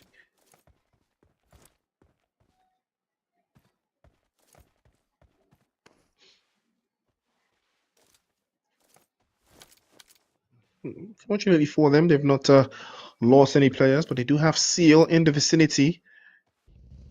And it might change things.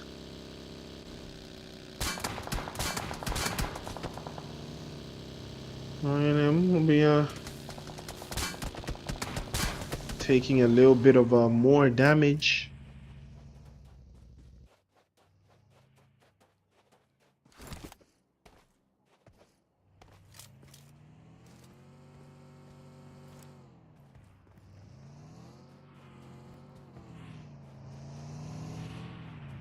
Phase 1 of the circle starts to close out. And now the play zone has changed positions for the first time in this map. It's the airdrop. The second airdrop starts to land. You know, it's not ironic that the play zone closes the same time the airdrop lands. You know that. You know why the game is designed that way. So it is very tricky. You know, play zone closing, airdrop landing just at the same time. Gives you time to think.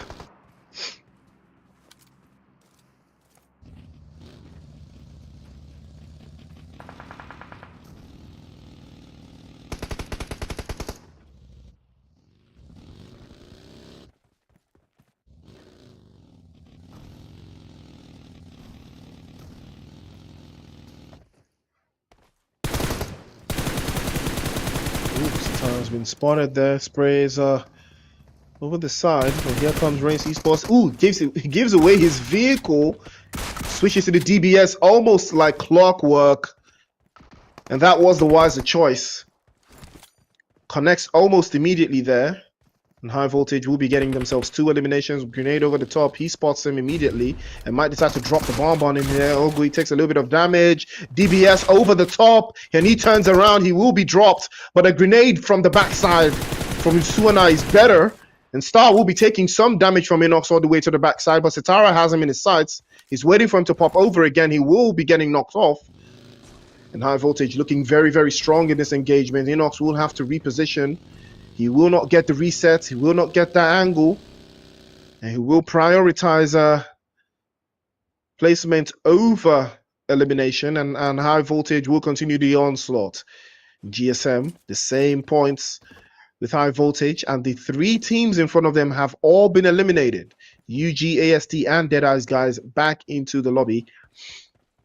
and it's their opportunity to overtake them. 10 points will get the job done. They're already at 4. GSM and High Voltage are already at 3. A chicken dinner will change the dynamic. UGAST and Deadass guys will be in trouble if both these teams decide to raise. If they decide to raise them, if you know what I mean. Sancher, it is Lamborghini Urus. Just gathering some intel. And how this team likes to play. All it takes is one, and they will start to cook. But how much further, how much time will they allocate to such? That is the real question.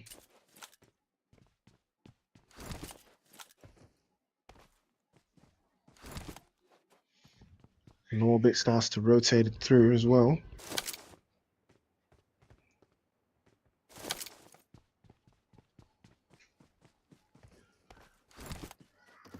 There's chances. It is glances.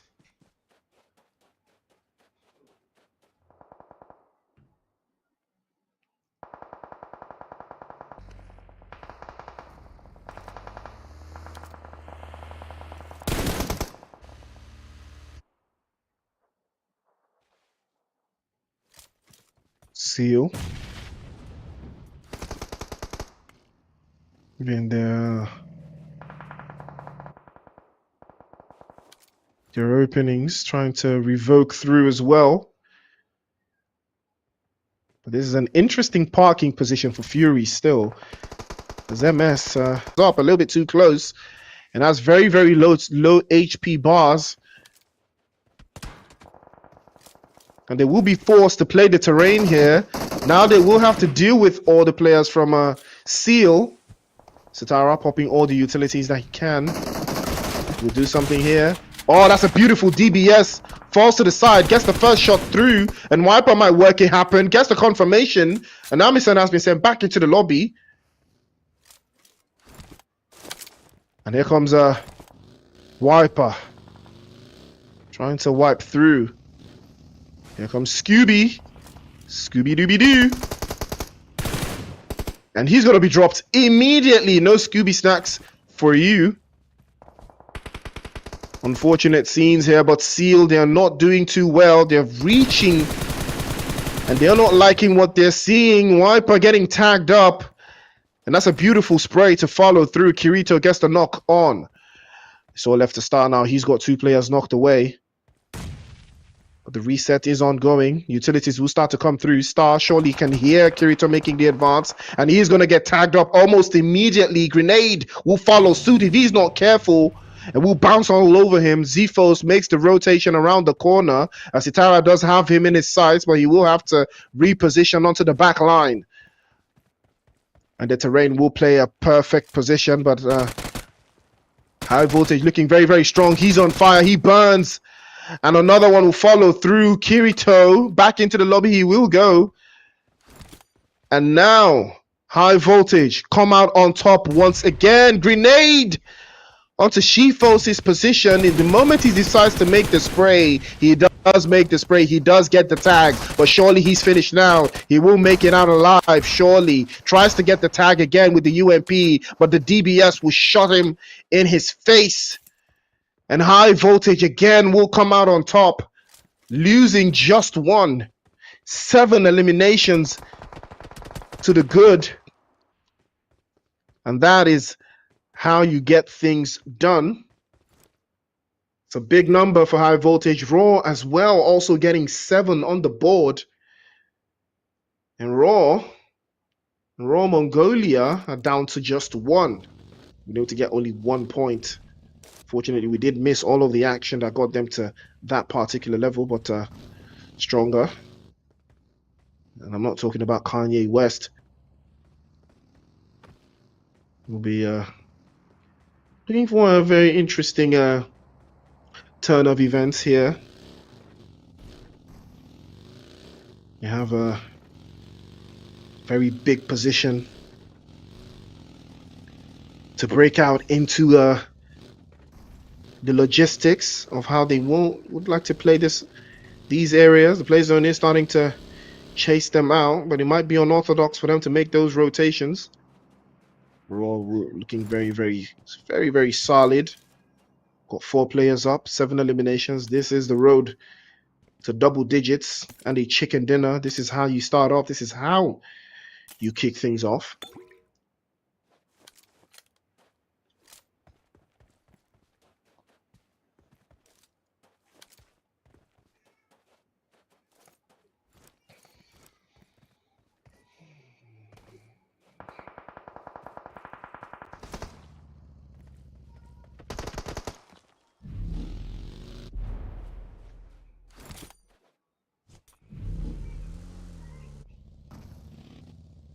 I am loving the rotation coming in from high voltage, but they might run into the guys from I&M just in front. Star pops a grenade inside. He has when Wiper has been spotted. They would have to reposition from here. It's a dangerous position for them to take the engagement from. It would be wiser for them to rotate around. They are very overwhelmed. They are very covered. Glock has been spotted by Sitara. There's only so much he can do. Star will be getting knocked away very cleanly, I might add. Not sure that will work to anything, but they do have a player that has been knocked away as well, I&M. But Star will be sent back into the lobby with the quickness. Still a lot to do here. They still have to do a lot. Wiper will have to do a lot as well. Yeah, he does have the right idea.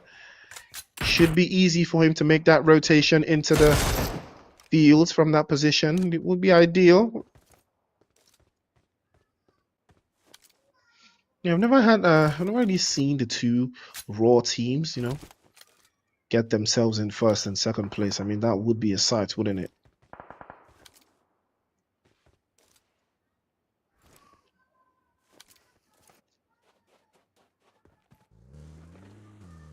Sanchier finally discovered by GSM.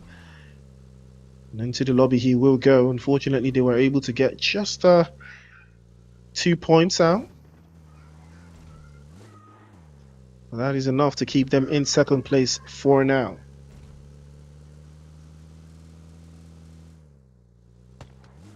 So, clicking sound when the vehicle makes when it is getting fired upon. There comes Wiper. They did make it into the zone, but GSM would be wiser not to take this engagement from that side of the map. It would take a lot of utilities from them, and I believe they are ready to make that sacrifice. We've still got 21 players inside of the lobby. Oh, fantastic spray from Rafi. He will have to reposition surely from that angle. Play zone starting to close out. They will be circling the blockers as well. GSM do have a very tricky angle to play from here, but they will make their rotation. Baron does have the high ground advantage. Would be ideal to blow up all of their vehicles, and hopefully he will not take the play zone. Or take too much play zone damage. It is zone 5. You do not want to get caught out in zone 5.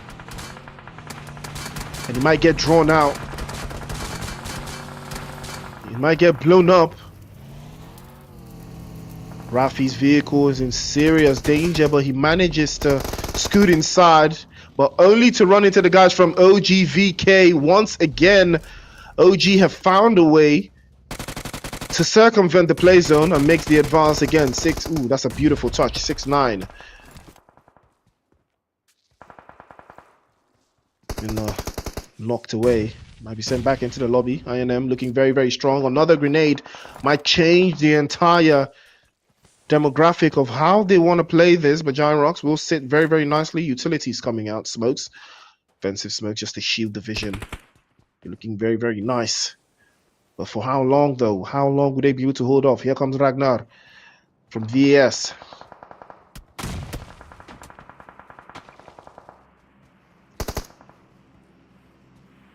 No. From GVK. I&M Here we go. Yes, still looking for that opening.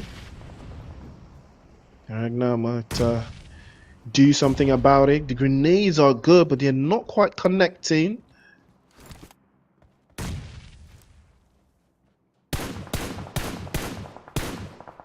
Vehicle has been spotted. Wiper exposed himself a little bit too much there. He will be getting instantaneously punished. But I believe they will be able to hold their own for the time being. Sitara taking serious damage from Javed. Again, the backside is looking very, very tight to make some rotations from. But Assassin is trying to play along from the left corner. Tabby from MS is still on the back line there. He hasn't been spotted just yet, but the play zone is about to force him into that position. Wiper finally discovered and sent back into the lobby. But it's not over just yet. High Voltage still have one more. But how long will he be able to survive? And here comes Ragnar to the corner of the house. Grenades inside. And they might decide to pop him one onto the head right now if he's not careful. Sends a couple of shots. Reloads. He might just be ready to try again. But he will be getting dropped immediately as well. Now the sprays from Xing Chen. Over the side, INM. Breaching perfectly still. The smoke's already coming out. Smokes all over the place. Now High Voltage will be sent back again. Relatively very quickly. Here comes DBS. But he will be overwhelmed by the sheer number of INM players. Javed finally trying his best to play from the back line and hold off that position. But Gyrox has been knocked away, but the reset will be possible. We do have some time on the clock. Javed will be confirmed instead. Here comes Jiggle and the rest of the guys from Raw. 11 eliminations for them, and it looks like that chicken dinner is not looking too far away. Jiggle will have to hop into his buggy, though. We'll get a better position if they make the advance. The GSM is still within a touching distance. But will they be able to hold off this position? Yes, they do. Spray over the top to Levi. Jiggle again tries his best to work from that angle. But Gyrox will have to play behind him. And a grenade over the top. Doesn't connect just yet. But the utilities will start to come out in droves here. GSM not letting this one slide at all. INM caught between a rock and a hard place. They will be taking so many battles over the top side. Assassin starting to spray, connecting his shots one after the other. They start to fall. The play zone not being very friendly, and that will be the end. 13 eliminations from them. Here comes Levi, pops in one over the top side again. He's holding the angles there. Assassin spray after spray, but Sleepy Mocktail over to his right hand side. He will be getting dropped. Sways to the DBS. Assassin again over the top, spamming the DBS all over the place. He connects his shots from the backside, but he has no idea. The Fardin has popped through from the backside again. Switches to the MK14 in the chat. The MK14 out of nowhere. The MK14. I heard it, but I didn't believe it. It was the MK14, a drop weapon. The moment I hear that gun, it sends shivers down my spine, and for good reason. The MK14 is not to be played with. It stomps the DBS every single time, because that's a lot of 7.62 millimeters going into your head. But Jiggle did do a magnificent job. 7 eliminations and over 1,300 damage points. Now that is how you get things done. Unfortunately, they did not get the chicken dinner, but the MVP from Raw, I mean, that's what I said. And I did talk about this. I think I did mention another team would take another chicken dinner. I think they've not gotten a chicken dinner at all, and this will be the first one from GSM. So that is a beautiful performance. Raw also rising to the occasion, getting 11 eliminations just between these two, Jiggle and Assassin. And I love that for them. But Fardin for GSM, absolutely phenomenal performance coming in from him as well, as doing 1,300 plus damage. I think this is the highest I've seen so far, and I think this might put him into the running for MVP. I mean, 7, but then he's not been too consistent.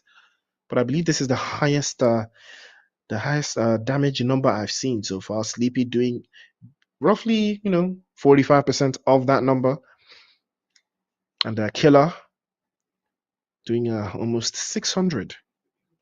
What a performance that was!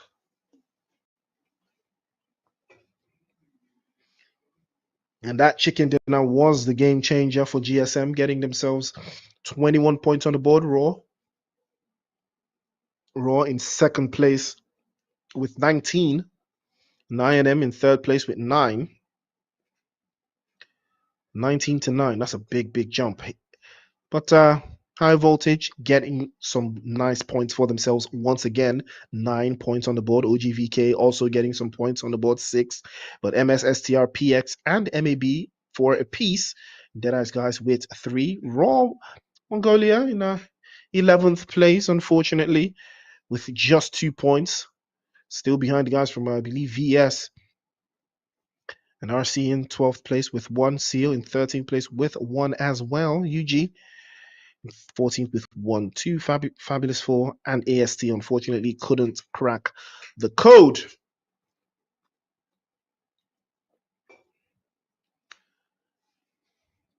$56 total elims. That's still a little bit of a drop, but very average. 128 throws used. Still falling a little bit on the way off.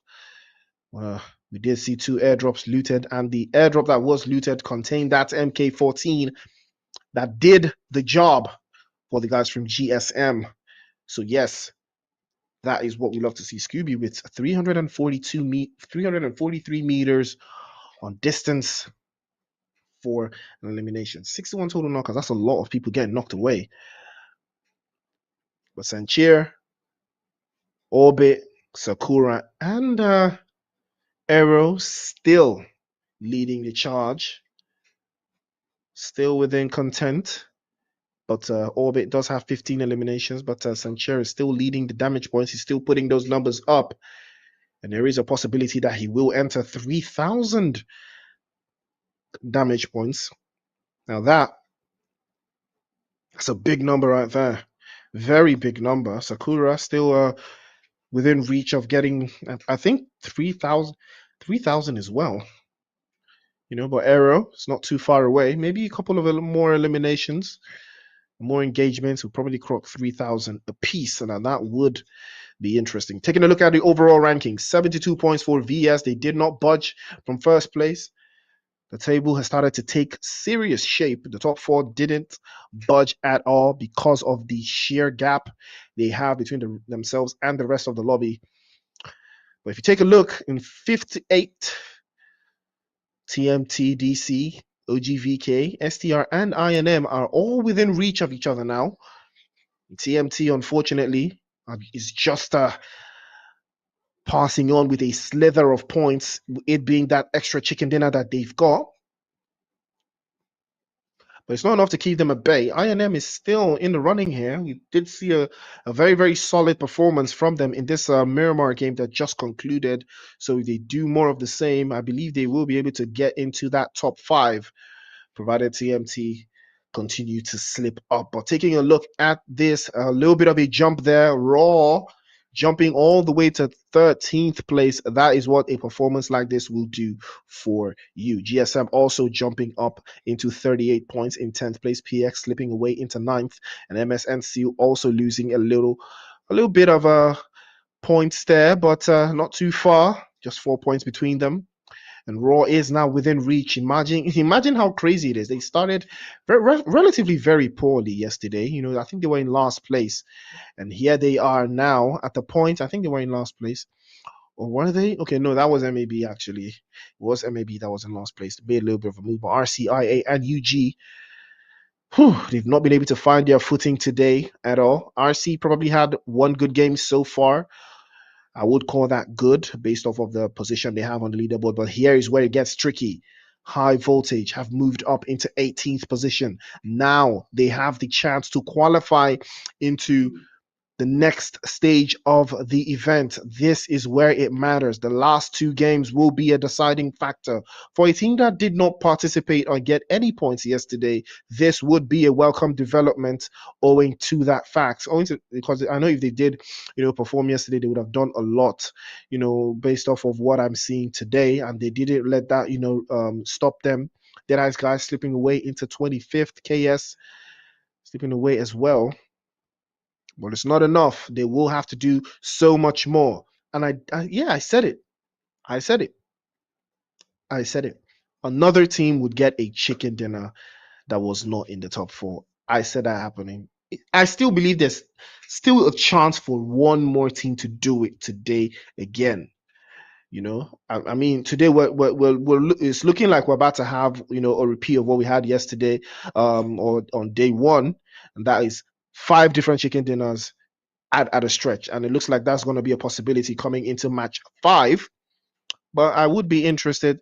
I would be interested to see, if that's going to be the case. But I could be wrong. I could be they might play this one against me or play into the cast to curse. But ladies and gentlemen, it is the 8 Stars Cup Battle of Regions in South Asia region. It's your boy Priest, and I'm here chilling with AR and MetaGoogle.TECH, one-stop shop for all things esports and social media as well. So without further ado, ladies and gentlemen, we've got Erangel now loading up in match 5 of tonight.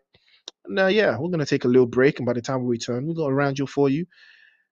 Stay tuned.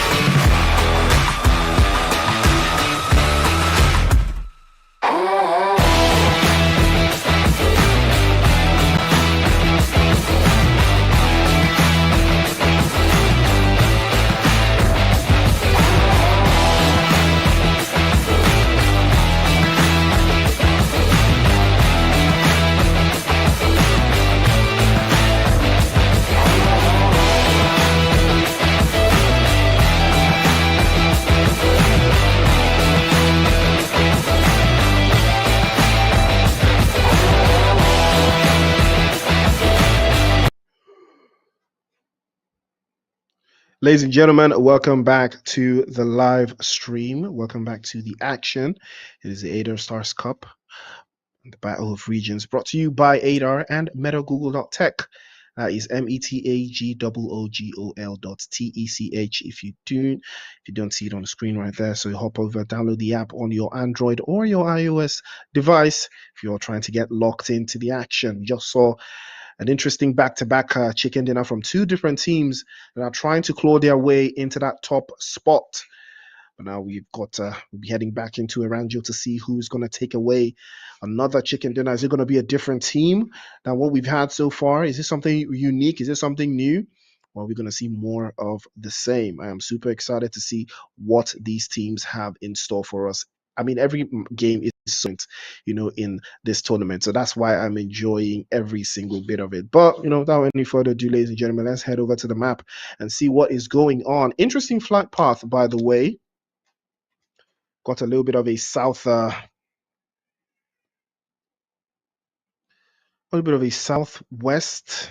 Would I call that southwest? I would. I would call that a southwestern plane path into a northeastern plane path. So cutting a little bit diagonally down the middle. So nobody's getting left out.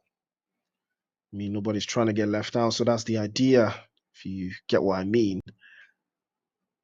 But nothing to get too overwhelmed about. Got a brand new set of teams here. Haven't gotten overwhelmed just yet. There will be.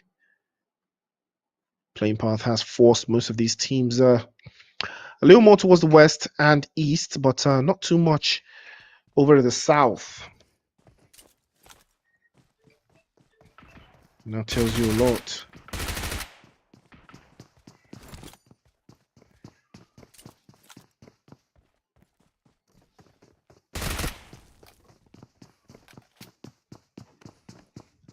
Ooh.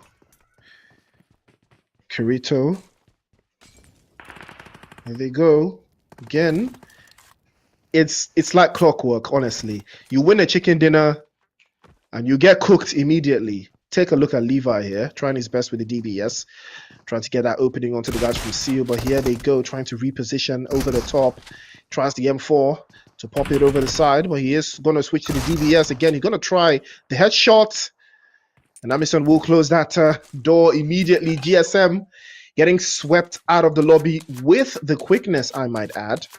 And now that opens the doors for those teams that are trying to improve their position. But here comes KS, falling victim to what I talked about again, getting landed on. And now they sent back into the lobby, and that might just spell curtains for their qualification dream. Sanchia getting a grenade thrown on his head.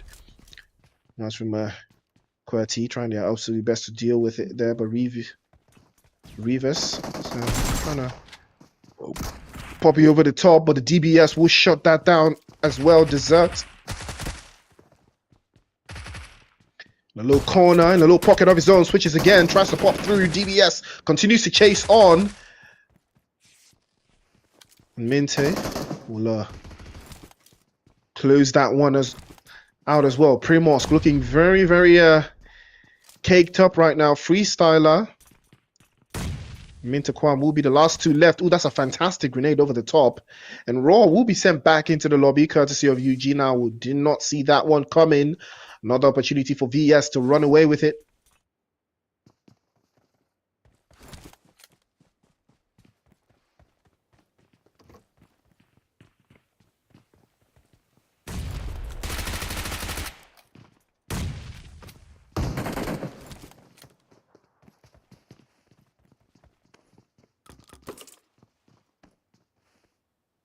Refus. So, peeking down the barrel of that shotgun to see what's in store for him. Waiting for the smoke to clear out. But Freestyler also has I got something for you. That's the idea here. But Freestyler is going to be getting surrounded. Does have to be very careful and has to use that element of surprise. He will be getting stopped immediately there. And a spray onto the side from Mentaquam. Oh, over the jump shot. And tries again to pop through. First shot is good, and second is good as well. The knock is still ongoing, but use the opportunity to get that corner. Surely he can see him. Phase 2 for 2. And there's some drama. He's getting tagged up again. He might do a 1 versus 3. No, he will not. It's Jiro. Will get the job done for MAB. Just with a slither of HP left. It was a potential for a 3-piece there from Mente. I'm not sure who Jamie's fighting.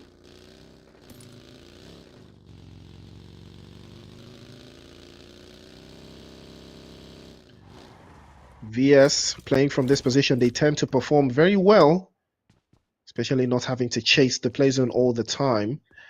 Now, this is the kind of lineup they do enjoy.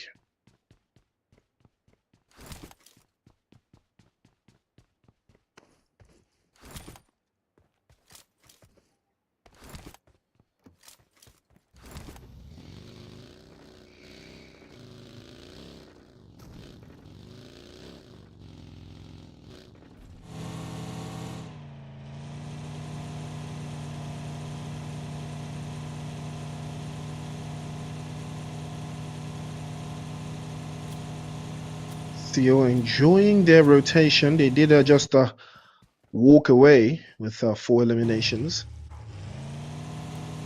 relatively very quickly against guys from GSM. So they're not in a hurry to seek out anyone just yet. We'll be prioritizing rotation first. But it looks like they might have just run into the guys from TMT. Opportunity for them to do something about it. And Mr. getting heavily tagged up.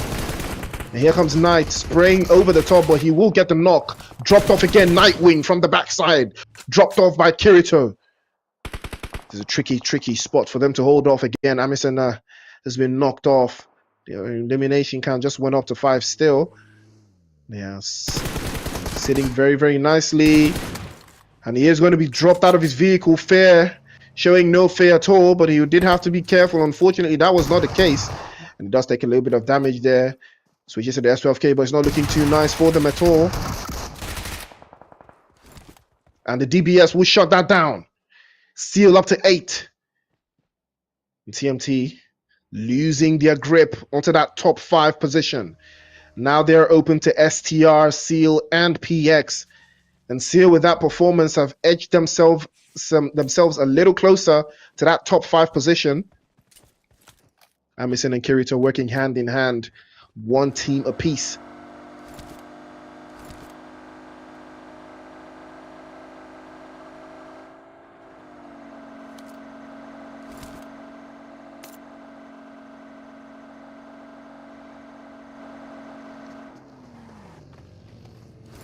Could be resources at stake here.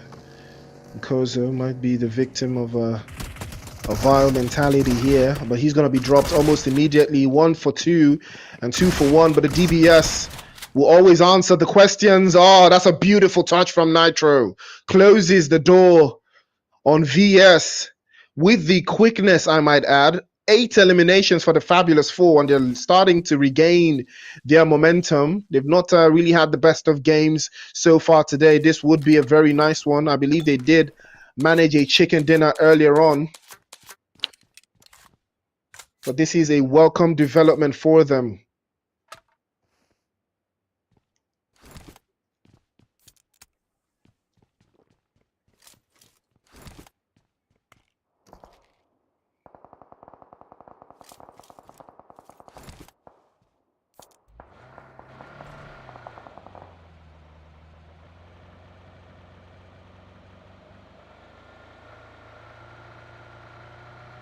Stronger did lose Poison earlier.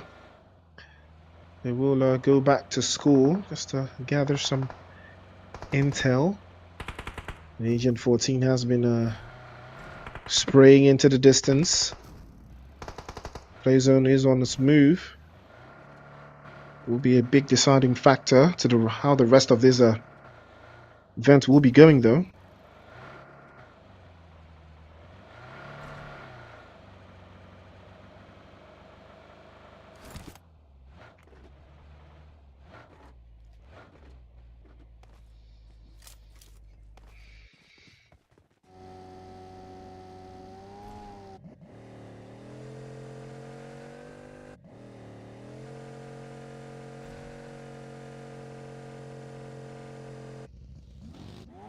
AST have been quite quiet, not been jumping the gun so far.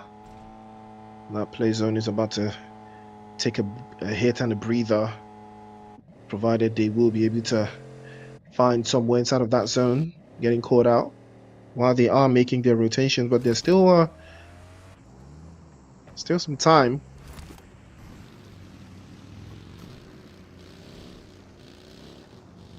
Still some time for them to reposition. But Seal will be the team to watch right now. They've got 8 eliminations, and I believe there is another team that's got 8. And it's a interesting play zone. Again, we saw a little bit of this play zone in match 1. A little bit of a military base in there, ferry pair in there, quarry in there, Pachinki in there as well. Did tend to migrate towards the east a little bit there, but still pretty much more of the same. But the teams that did perform in that first map are not necessarily the same this time.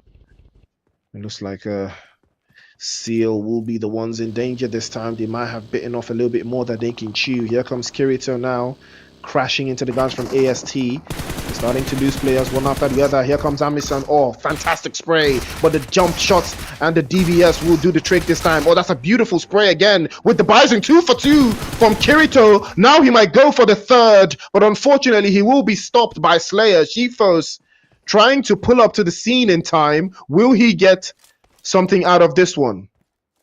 His teammates getting dropped one after the other. Will he go for the reset? It would be ideal. Might be actively charging a grenade here, but that would not be the wiser call. Zayo is still knocked away. Oh! I have absolutely no words. What a grenade that was. Oh, wow. Shifos is him for sure. He is definitely... Might change his name to Himothy after this one, because what a grenade that was. And Reflex. And Reflex with that grenade to shot that one out. Absolutely fantastic stuff, but that grenade will be playing in my head till the end of this game. Seal 12 eliminations up, and surely they have snatched away that top 5 spot from TMTDC. Again, an opportunity now presents itself for PX to also do the same.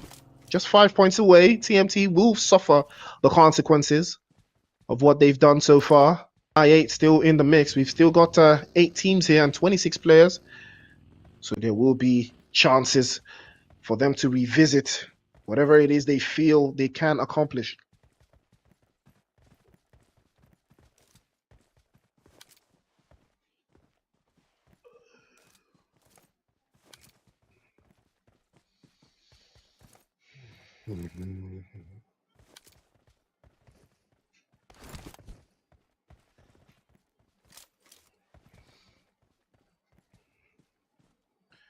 The UG Slayers looking pretty comfortable here. They've got 4. Or will they get more? You can see the guys from Exivit still coming in from the north. I believe they did play around Severny for a bit. Oh! Well, that must have hurt, because he did crack his score. Kozo with a beautiful spray over to the top. And now an intro will be making their introduction to that position. We'll decide to play the hillside, expose himself a little bit too much there. DBS from inside the vehicle. You can only see this in the ADAR Stars Cup Battle of Regions, ladies and gentlemen. What a way to go.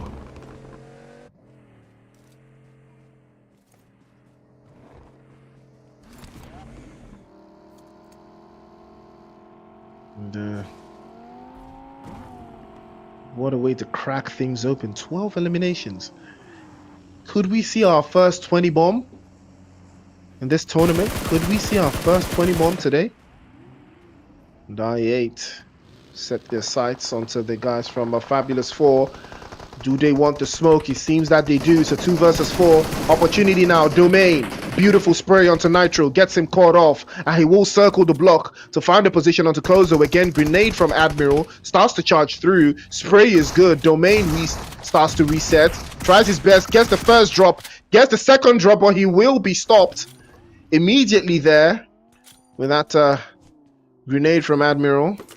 And the DBS to follow suit. And here comes High Voltage. I believe this might be their last game.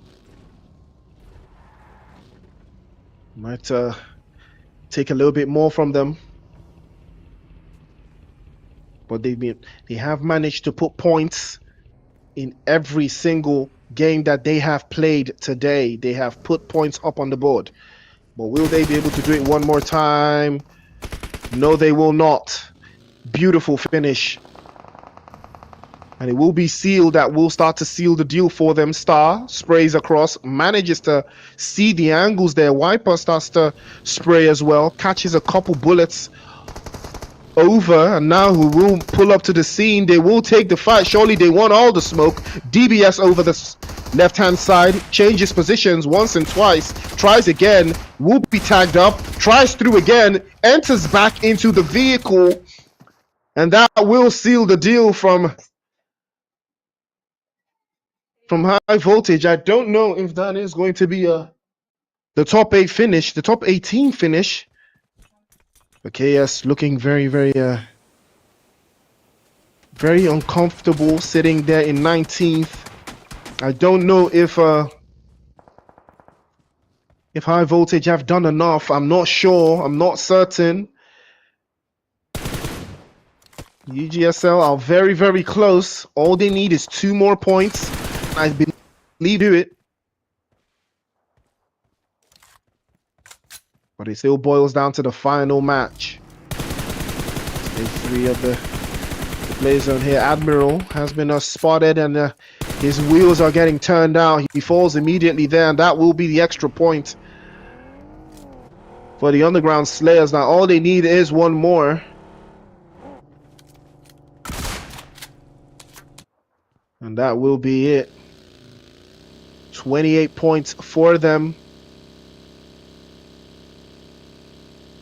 And now the placements start to add up as well.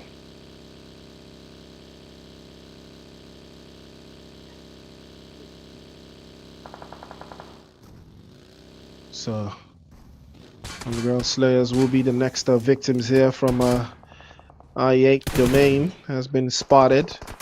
Shari as well tries to spray through across as well. Will try his best to work through, but unfortunately Domain will be knocked away. The reset, it's not looking like it's going to be feasible. Here comes Gangster driving a little bit too close for comfort. And he might have been knocked out of his vehicle if he wasn't careful enough, but Octopus will not let that one slide. He charges the grenade over the top. Bounces it perfectly, but he doesn't connect. We'll try for the second. We'll have sights on him. Oh, that's a good grenade too. Does have an idea on where it is, where he is trying to bounce it.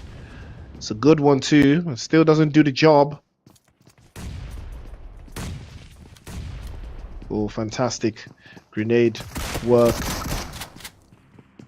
But the DBS can only do so much. I8 sent back. The Underground Slayers creeping up. Currently sitting in 17th.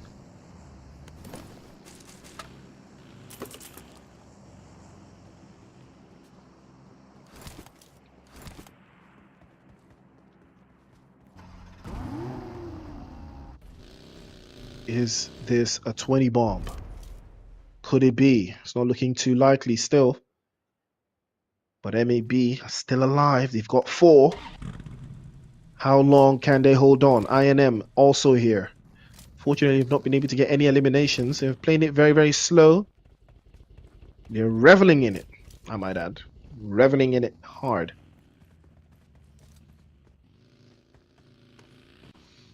They will enjoy all the accommodations that come with playing from that position. 16 eliminations for the guys from Seal, and it looks like they will be getting 20 It is looking very, very possible. Shifos is playing off of that northern side. They will have to reposition if they are trying to make positional awareness the number one rule of their engagement so far. But they are inside of this little compound that I talked about in the previous game. It's very difficult to defend as a 4-man team, even much more so as a 3-man team. It's unfortunately sealed. They did lose Scooby in one of their numerous engagements.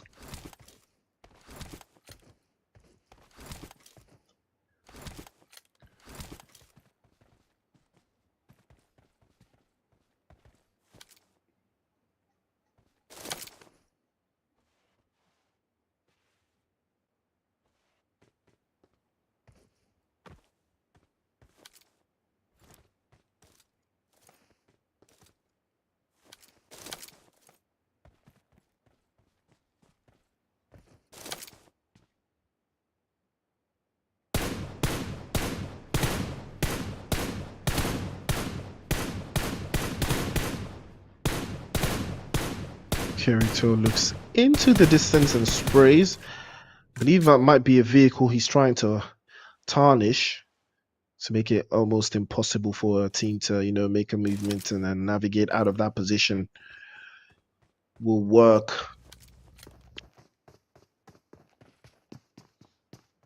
To moving a significant amount of resources through. Jiro will be the last one left for MAB, just outside of very pair. He's not making a sound. He's not making a move, but the rest of the guys from the Underground Slayers will be making their move instead. They are listening. Looking for. Oh, nice touch. Nice touch from Jiro. Gets the first, but he will be stopped in his tracks by a DBS of his own. Shari will close that chapter immediately there. 9 eliminations for them. And the leaderboard continues to make changes. INM. That's from a PX. Been enjoying this performance so far. They've not been able to bag any elimination just yet, but this might be the first. As Seal decide to crash into that position, exit on the other side. Shari getting spot out. Unfortunately, he will be knocked away. Here comes Cynix. We've not been able to get any elimination still. Will cost them a lot. Texavita will be dealing with the Underground Slayers. One by one, they start to fall off. And now we're down to 13 players. Down to 4 teams. Sharp. Trying to look through, trying to connect his shots. Tonmoy over the top. Grenade is good. And that will be the end of that one. As the Underground Slayers will use yet another gangster. Still inside of the compound. Not extending a lot.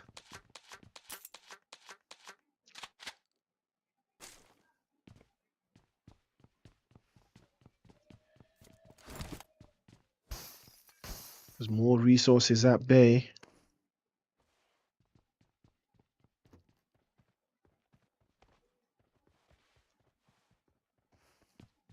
Tonmoy is still looking for that opening that he needs, but Playzone will provide it in a short moment.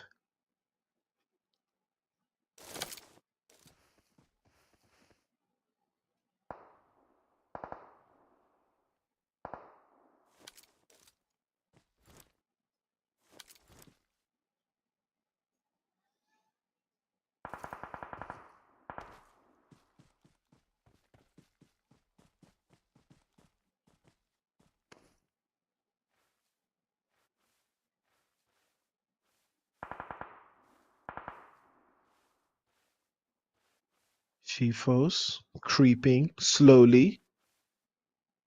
And Namisen as well, equally creeping. They're making it very slow. They do not have the play zone. So that might be the reason that they are playing it so slow. Will take a lot from them, but Shifos has made a little bit of a rotation from that side. And Arabi is probably looking for him at this point, but has not been able to make too much of a hassle.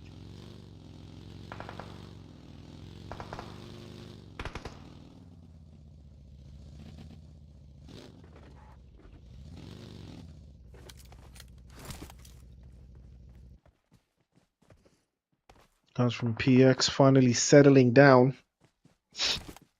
They do have 4 players up, but they do not have any eliminations, and that could prove crucial coming into the final third.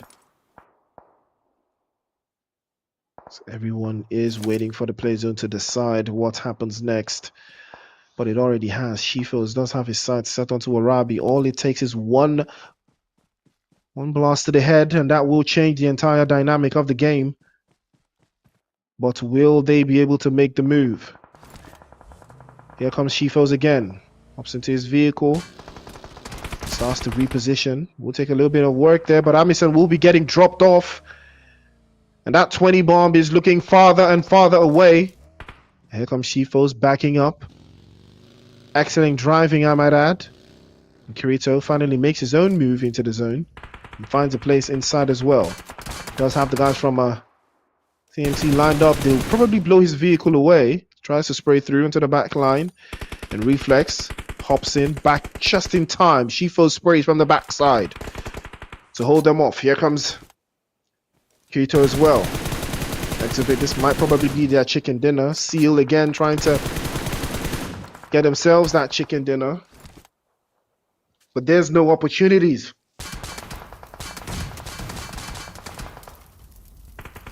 And there goes his vehicle. Shifo's now trying to play around that corner, but the grenade will send him all the way back.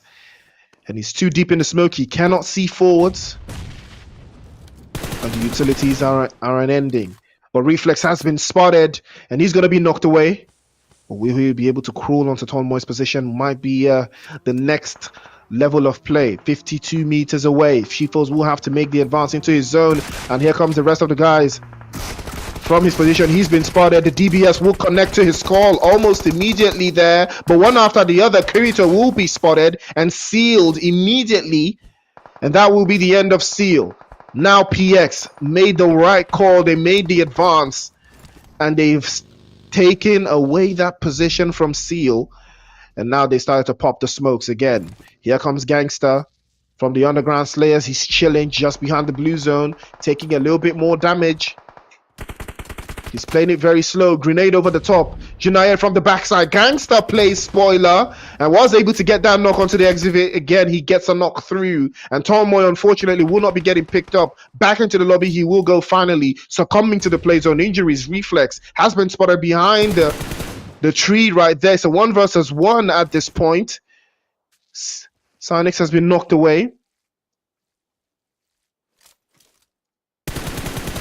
Will he be getting picked up? He's just behind the airdrop, occupying that position that was Kirito's just earlier. He's moved behind the airdrop, but here comes Reflex. He's aware of what's going on. He knows the reset is ongoing. He sways to the left and right, tries to peek through. An opportunity presents itself right here. This might be the opportunity, but nope, he's not that guy. He will be stopped in his tracks. PX will take that chicken dinner, and it's been a long-awaited one, ladies and gentlemen, and I said it, another team will take another chicken dinner today. And here we go. 5 straight games, 5 different winners. Now that is what I love to see. INM PX will take that chicken dinner home, and it is well deserved. They played it a little bit too slow for my liking, but they did achieve the desired result, and that is a chicken dinner to boot. Kirito was absolutely phenomenal. 8 eliminations, and now topping what we previously saw before, and that is that I believe that's 1,400 points worth of damage. Now that is a lot, absolutely a lot, almost 8,500. And these guys aren't even getting 10 eliminations. That's a big number to be dropping, And unfortunately, they couldn't get that chicken dinner, but it's not too far fetched. We're able to put the right amount of numbers on the board. 21 points for Seal. And Exhibit following suit as well with 15. PX in with the Chicken Dinner in 14th. And the Underground Slayers in 4th place with 14 as well. Fabulous 4 in 5th place with 10. MAB in 6th place with 7. I8 7th place with 4. And Q in 8th place with 2. High Voltage unfortunately slipping away with their momentum in 9th place with 1. STR with 1. AVS and KS with 1 apiece. You guys from TMTDC slipping away there in 14th, with Raw and GSM in 15th and 16th, not getting a single point. Hopefully we'll see how that what that turns into going to the table so far. Oh, that was quick. That was absolutely quick. Thank you, production. VS in first place with 73 points. They haven't moved. But Fabulous 4 will go over the guys from Raw. And I talked about this Chicken Dinner. The Chicken Dinner will always reign supreme, especially if you're trying to maintain that top spot. And if you don't have a Chicken Dinner of your own, you will crash to the bottom. And here we see it happening to the guys from Raw. And CMF still hanging on in with 59 points in 4th place, but now they are within reach. I remember when they weren't within reach, but now they definitely are. Very, very touchable. Seal have climbed up to top 5 with that beautiful performance that he just had. Now they have 56 points. PX with 53 as well. TMTDC slipping away from top 5 into the 7th place with 45 points. They started the day very strongly, but here we are now. STR with 45 as well in 8th for themselves. Could be so much more. Could be so much less. But now we're going to be keeping an eye out on this part of the leaderboard, because this is where you do not want to be if you're trying to qualify into the next stage. OGVK, I believe they've done enough. I believe they have done enough with their performance today. INM also done enough. GSM, all those Chicken Dinners starting to come into fruition. MS in 12th place with 36 points. I believe this is where the danger begins. 35, 34, 32, 32 points.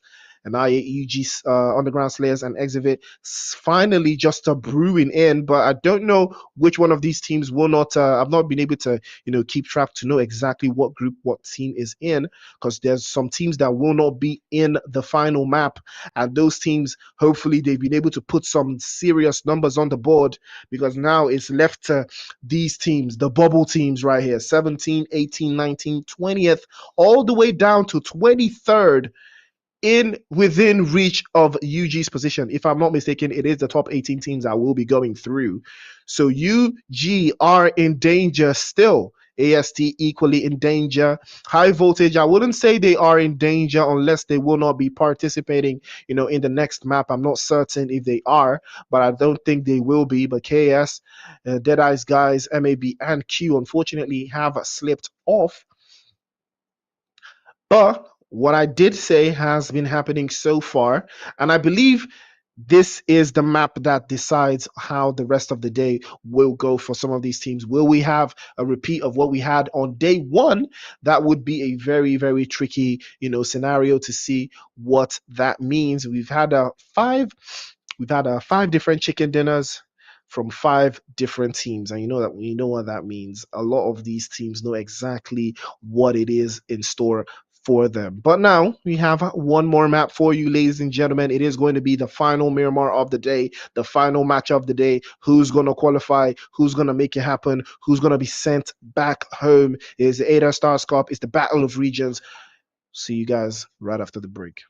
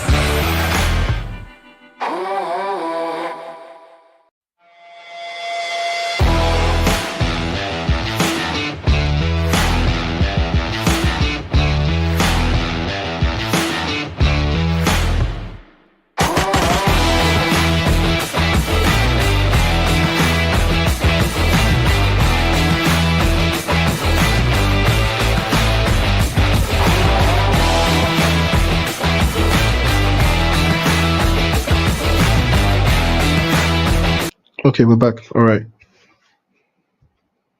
Okay, straight to the map, and the action continues, ladies and gentlemen. We've got the final map for the final day of the final playoffs. I'm excited, and I hope you are, because the chaos is about to ensue. We've seen guys from Raw already starting to get their hands dirty.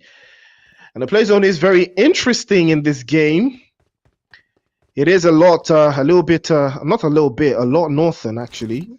La Cobriera, El Pozo, and Hacienda del Patron are all in play. San Martin, a little bit of a San Martin and Pecado still in play here, but water treatment, Cruz de Va, Torre Ahumada, and a couple of trailer park areas still very free. So most of these teams will start to make those rotations. That would be the wise choice here, you know, because they will be uncontested.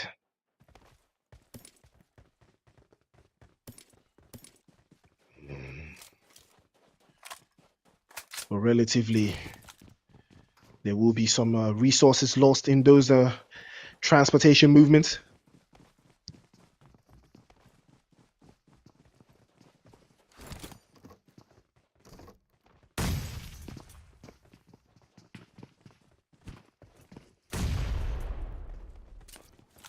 Ooh, grenade is good. Okay, so high voltage is here as well. Okay, so I might have mixed it up. So high voltage do have the opportunity to make it into the top 18. And that's a nice spray from Jiggle. Once again, Jiggle has started what he's notoriously known for, is in fact cooking. An opportunity there. Again, Becca escapes by the skin of his teeth from Jiggle. Grenade is good. Cuts his HP by a little flicker there. An opportunity for Sleepy to rotate around her. Oh, and that spray from the side. Becca will be in serious trouble now. Rams will need to be very careful. They cannot afford to lose right now. They're just down to Becca. And Becca is being heavily chased by the guys from Raw. He has been spotted. He hops inside. Tries to reposition, but he's spotted. Gets the first shot over the side. But unfortunately, he couldn't make it happen. They will be stopped out.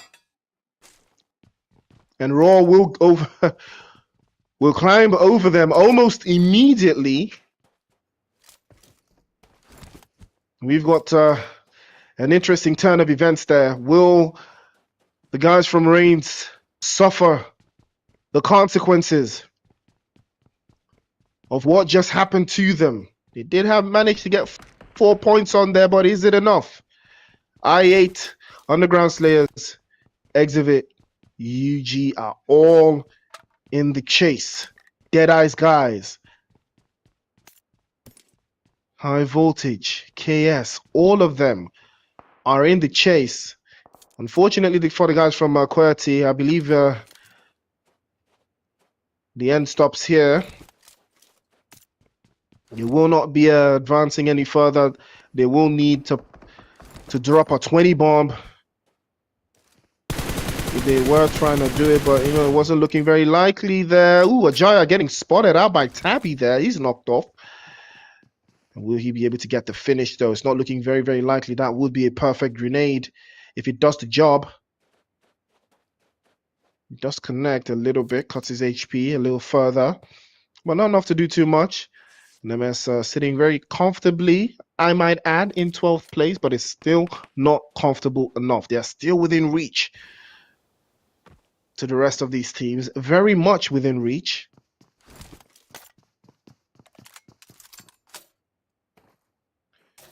So there will be a little bit of activity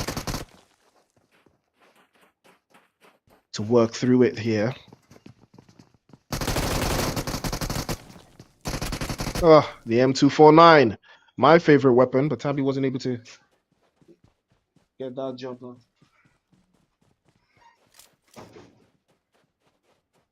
We'll buy him in the backside later, Fury.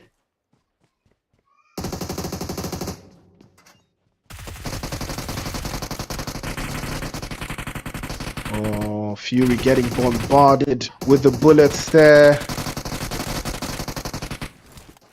And UG are not taking this one lying down at all. Funk tries to circle backwards, but Spike will close that one a little bit shorter on the front end. Wanted. We're trying his absolute best to work through, but here comes the Funk getting stabbed up. And a grenade over the side might be able to do it. But no, it will not. Spike is aware. I can hear him.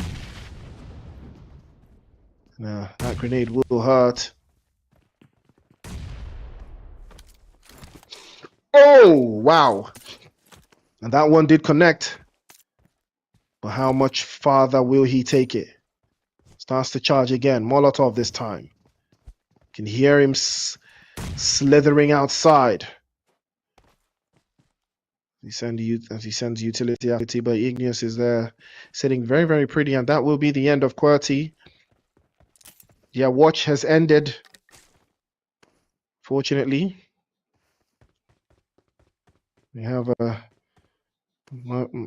big shout out to Freestyler. He was a magnificent player to watch, but unfortunately his team, it did start today very nicely, but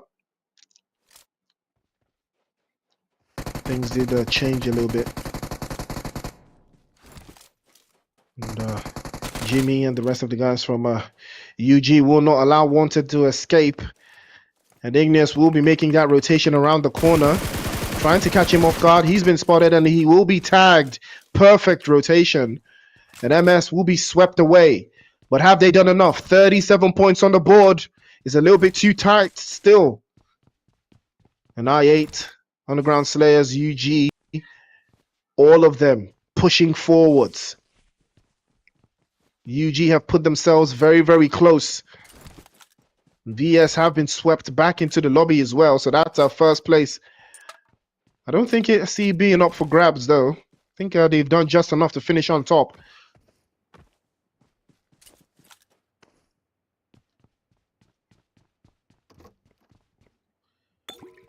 It's all to watch out the bubble teams. High Voltage currently sitting in 21st place. They're getting left behind. The target is top 18, I believe.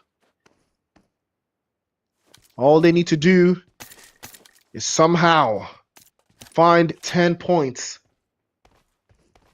And I believe they will be enough. Because I am rooting for them, owing to the fact that they didn't have any points starting today. And they've been able to get at least 27. Now that is super impressive, if you ask me.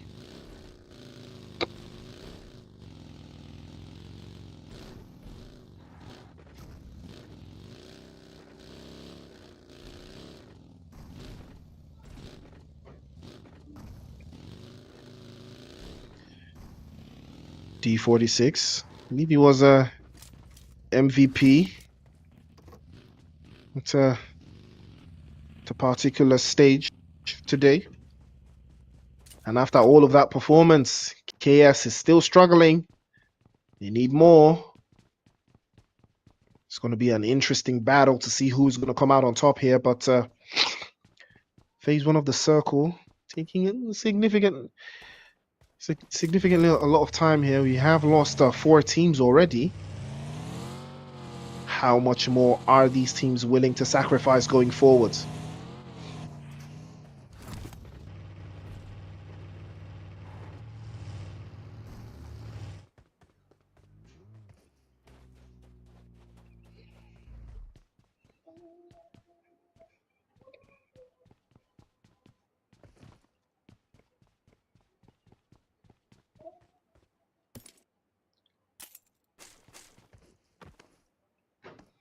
I8, another bubble team. A little bit of action, just construed. But they are sitting relatively very close to danger there, because Faisal has been knocked away. KS starting to lose one player at a time. You cannot have that happening to you at all.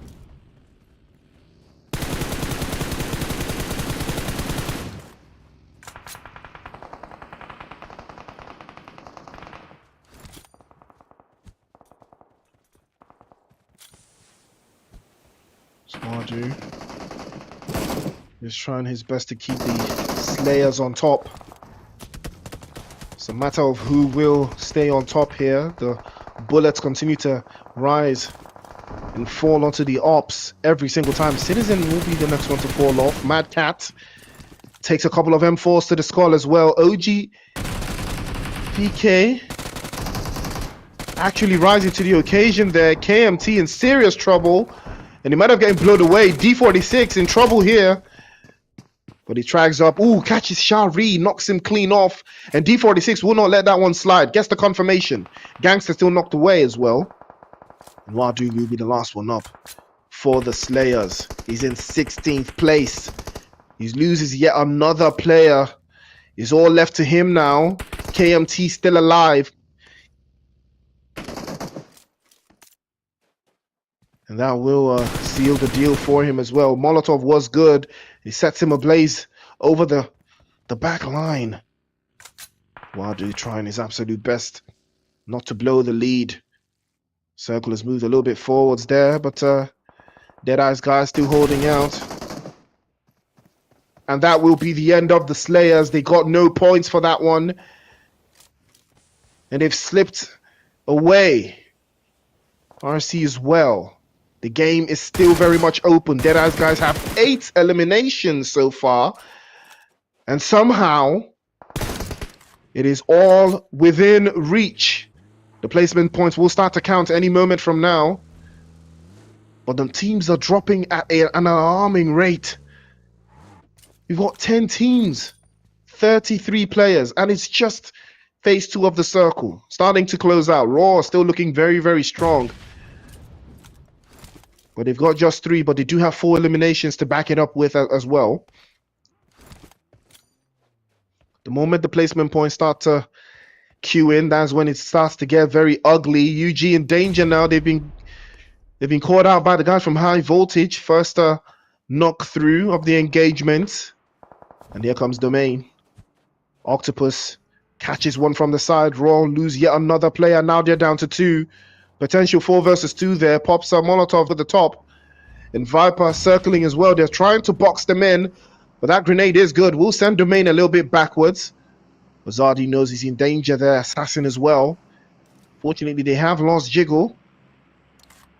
So their firepower has been ultimately diminished.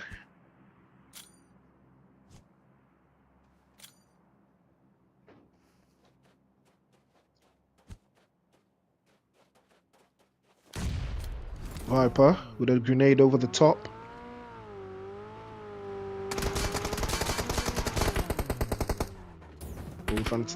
That's a tricky grenade still. But Viper did gather the intel he needed. That was all that was required there. Molotov straight into the cat. And Zordi will be knocked away with the quickness. They are aware of his position. He comes out, gets the first knock immediately there. Beautiful stuff from Assassin. Opens the door. Surely a grenade or something will pop through. Tries to catch Admiral inside and hops to smoke. But surely the grenade will do the trick. And yes, it will. Admiral with a perfect grenade. Over the top. Seals the deal. Raw will be sent back into the lobby. MS, Raw, Reigns, and Underground Slayers losing out. Getting swept out of the lobby with the quickness, unfortunately, here. The rest of the teams are now within touching distance. The Undergang looking very, very stable, high ground, but they do not have the play zone just yet. To make a couple more rotations just to cement their position, but they are looking very comfortable here. I believe they can do a lot from this high ground position, but we're not getting to a little bit of a, we're not getting to a lot of engagements actually. So it begs the fact, or it begs the question, what the strategy is. And here comes Spike rotating backwards.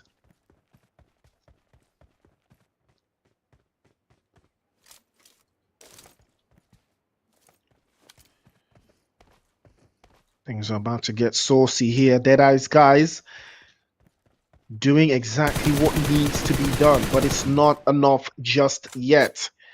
They need more. 2 more points, and I believe that will do the trick for them.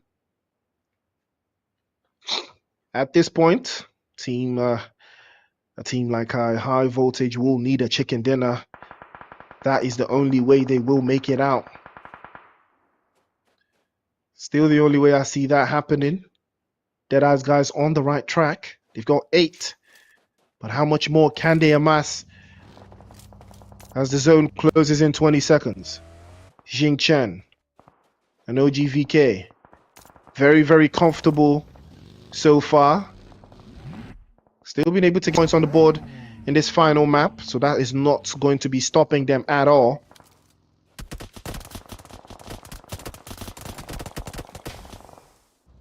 Oh, that one must hurt. Deadeye's guys in trouble. We've lost Nova, knocked away. But will it continue though? GVK will lose a 9. And Xing Chen will be the next to follow suit. Ragnar, I believe, will be the last one left for OGVK, but I believe they've done enough for themselves. Fortunately, they will not be getting any placement points if they do get eliminated here. But how much more time do they have?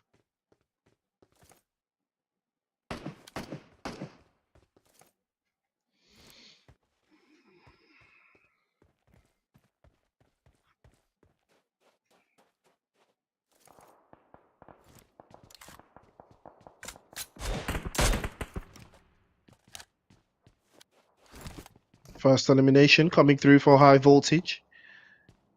They're looking very, very strong. They've got a very strong position in that zone. But the zone is about to move, but will it move them away? It would be very nice to see where all the teams are placed right now on the map.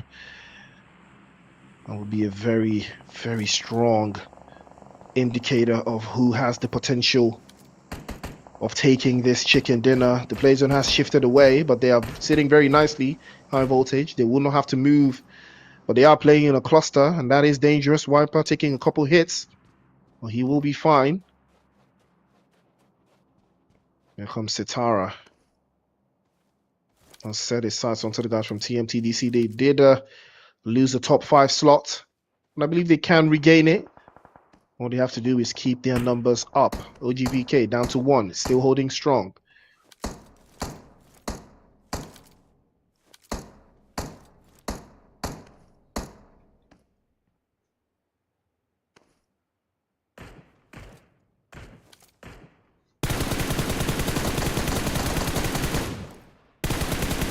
That will be the end of Ragnar. Last one. And Underground Slayers have dropped to 17th. You're probably praying right now. And I believe that will be the end for them.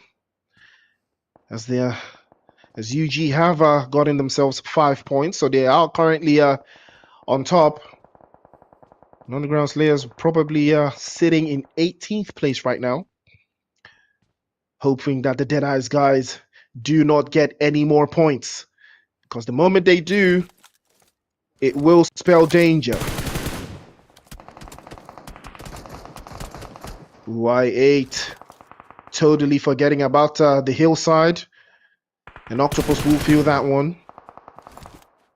Do not see a possibility of him getting picked up though. We'll require him to give away the position for the rest of his teammates, but it's not looking like that's going to be a possibility. But they will try nonetheless. And here comes Admiral to keep the pressure off. Gathering some more and more intel. He has to be very careful the way he makes his rotations. Might bite off a little bit more than he can chew there.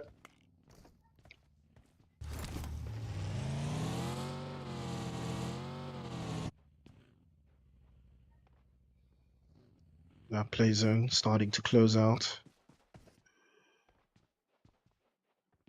How much more can they talk? INM been enjoying a pretty solid position for themselves.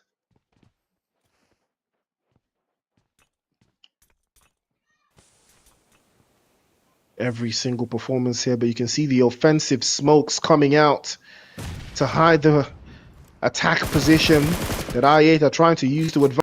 Main was already spotted out. Admiral does pull up to the scene to get that reset on, but I8 are looking for a weak angle to breach, to expose INM, but it's not looking like a possibility. They do have the angle on our domain. And that grenade might do the trick, but fortunately for him, he hops out and hops in again. We will have to get his HP bars all the way back up. That's a fantastic grenade as well. They do have Rafi playing on the backside. Here comes Glock. They're looking for that breach. They're looking for that angle. And they will be making the crash. Here they come. Oh, spray was perfect. Admiral gets knocked off by Glock. Again, they're trying to breach. They do have an exposed position. Another spray from Glock. Catches him off guard again. Admiral will be stopped again. Domain this time getting caught out by Gyrox. And that will be the end, surely. Viper, the last one up for I8. Playing off. They will be charging his grenades, but Glock will be getting picked up. Fortunately for them. Oh, fantastic grenade. He's still on the offensive. He's not taking his teammate back up. He's not making the pick. It would be wiser to make that pick, but he has been able to find a way into the zone. Continues the offensive, but finally goes for the reset. High voltage, up to 2. They're 30 points in now. Placements have started to assemble.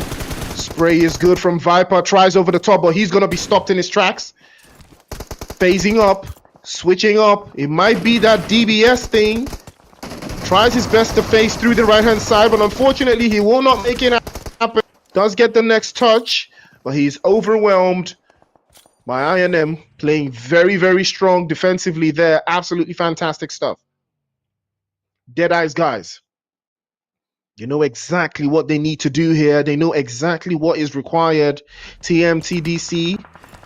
Sent back into the lobby with the quickness, I might add. And now the numbers start to dwindle one after the other. Here comes the guys from high voltage in a beautiful position, starting to spray into the distance, but they cannot drop the bodies fast enough. KX back into the lobby. They will go, unfortunately, getting some points on the board for themselves. Now the placements starting to increase the longer you survive. INM looking very strong. They've got 4 up.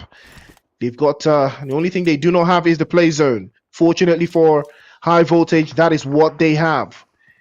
Chicken dinner will change the entire game right now for them. Exhibit will be pulling up, but they do have just 1 playing from that western side. INM will have to breach again.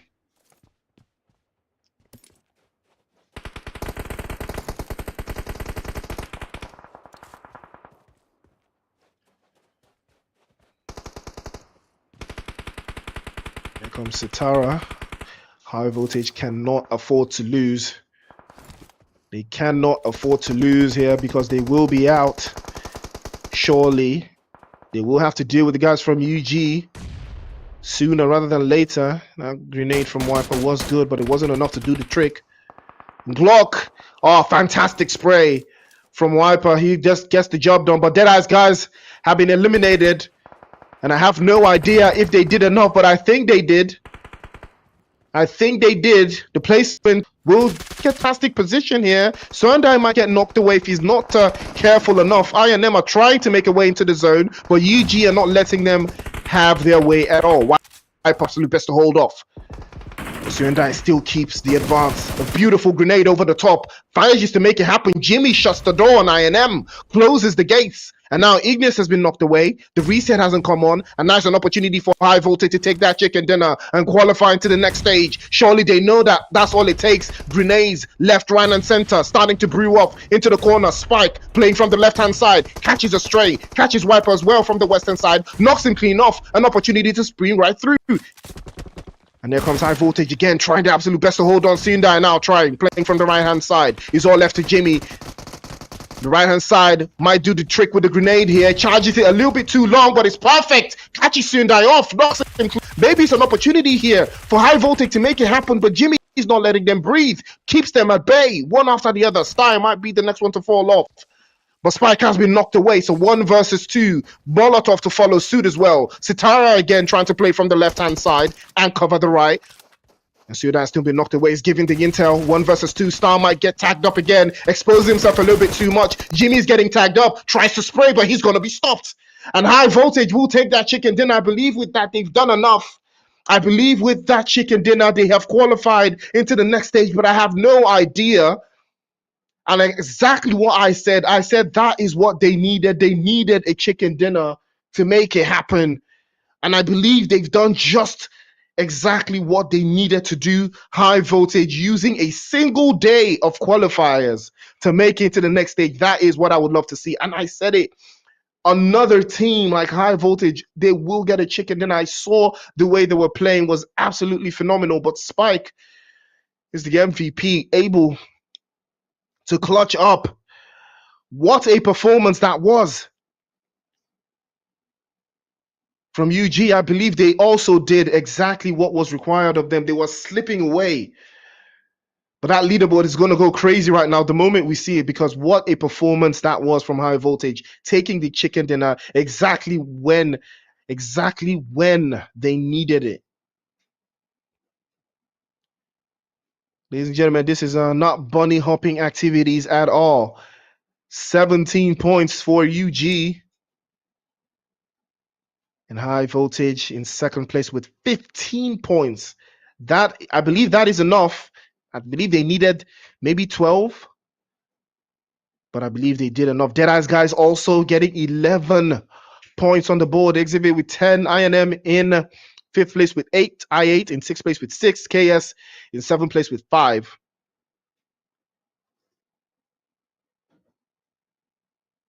And Raw in 8th place with 4. RC in 9th place with 4 as well. OGVK in 10th place with 3. TMTDC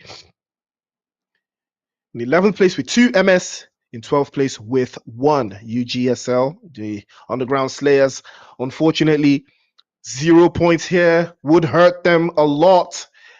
I believe the performance in this particular game put the pressure on, and I believe they fell off cue. Fortunately, couldn't crack the code VS. Didn't necessarily need this game. I think they still finished on top.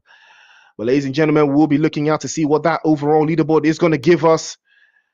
And yes, ladies and gentlemen, here are your teams that have qualified for the group finals. We've got Villains, Fabulous 4, Raw, Mongolia, CMF, Steel, PX, INM, OGVK, TMTDC, the Underground, Stronger Esports, High Voltage were able to make it happen. Exhibit, I8, GSM, MS, Deadeye's guys, and Raw.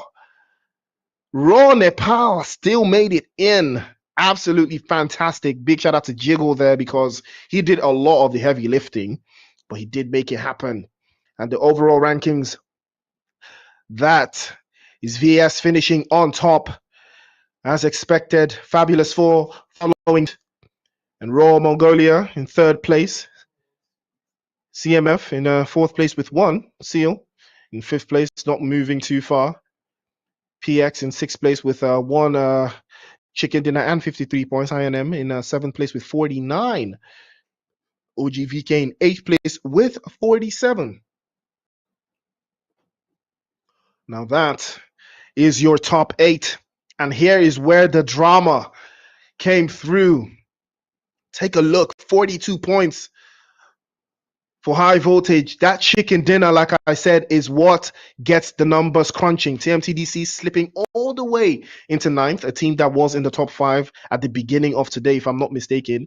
UG finding their rhythm once more in the final third, getting themselves up to 10th place with 46 points. Stronger in 11th place with 45. High Voltage in 12th place with 42. Exhibit moving up to 42 as well. I8 maintaining beauty in I believe that was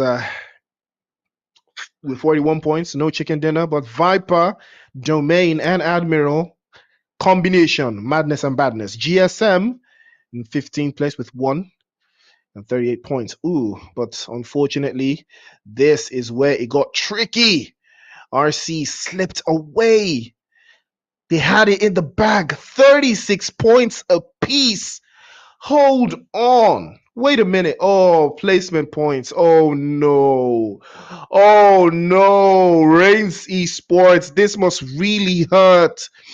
But they lost out on placement points. Oh, that's unfortunate, man. They lost out on placement points to both teams. They lost out on placement points to Deadeye's guys as well. Unfortunate scenes there, but Sakura is the MVP, ladies and gentlemen. 3,200 plus damage points from VS, taking first place and being the MVP. Absolutely fantastic stuff. Ignis from UG somehow managed to sneak right in, probably from this last match performance because it was absolutely breathtaking. But Sancher and Orbit maintained being in the top four. Absolutely fantastic stuff from Sakura, being consistent from day one. I'm a big fan right now. Hopefully, you're going to see more of that one in the group finals.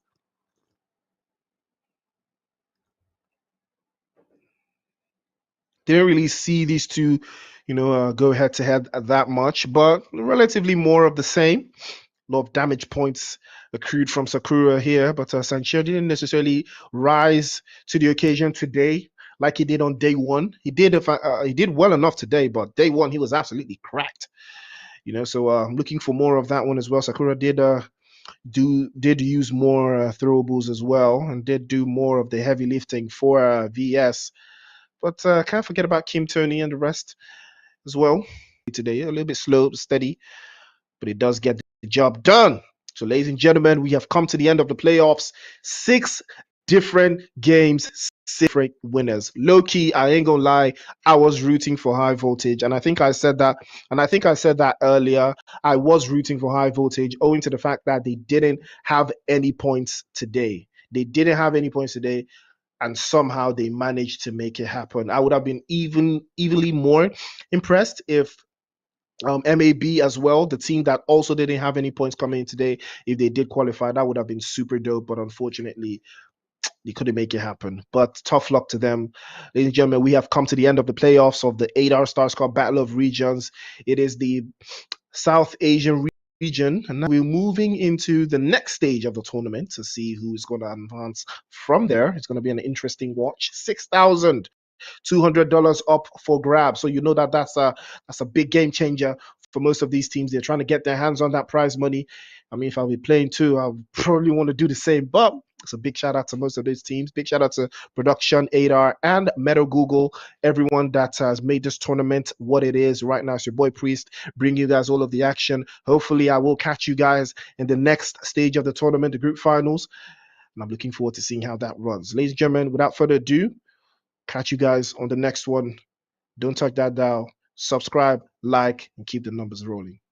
See you next time.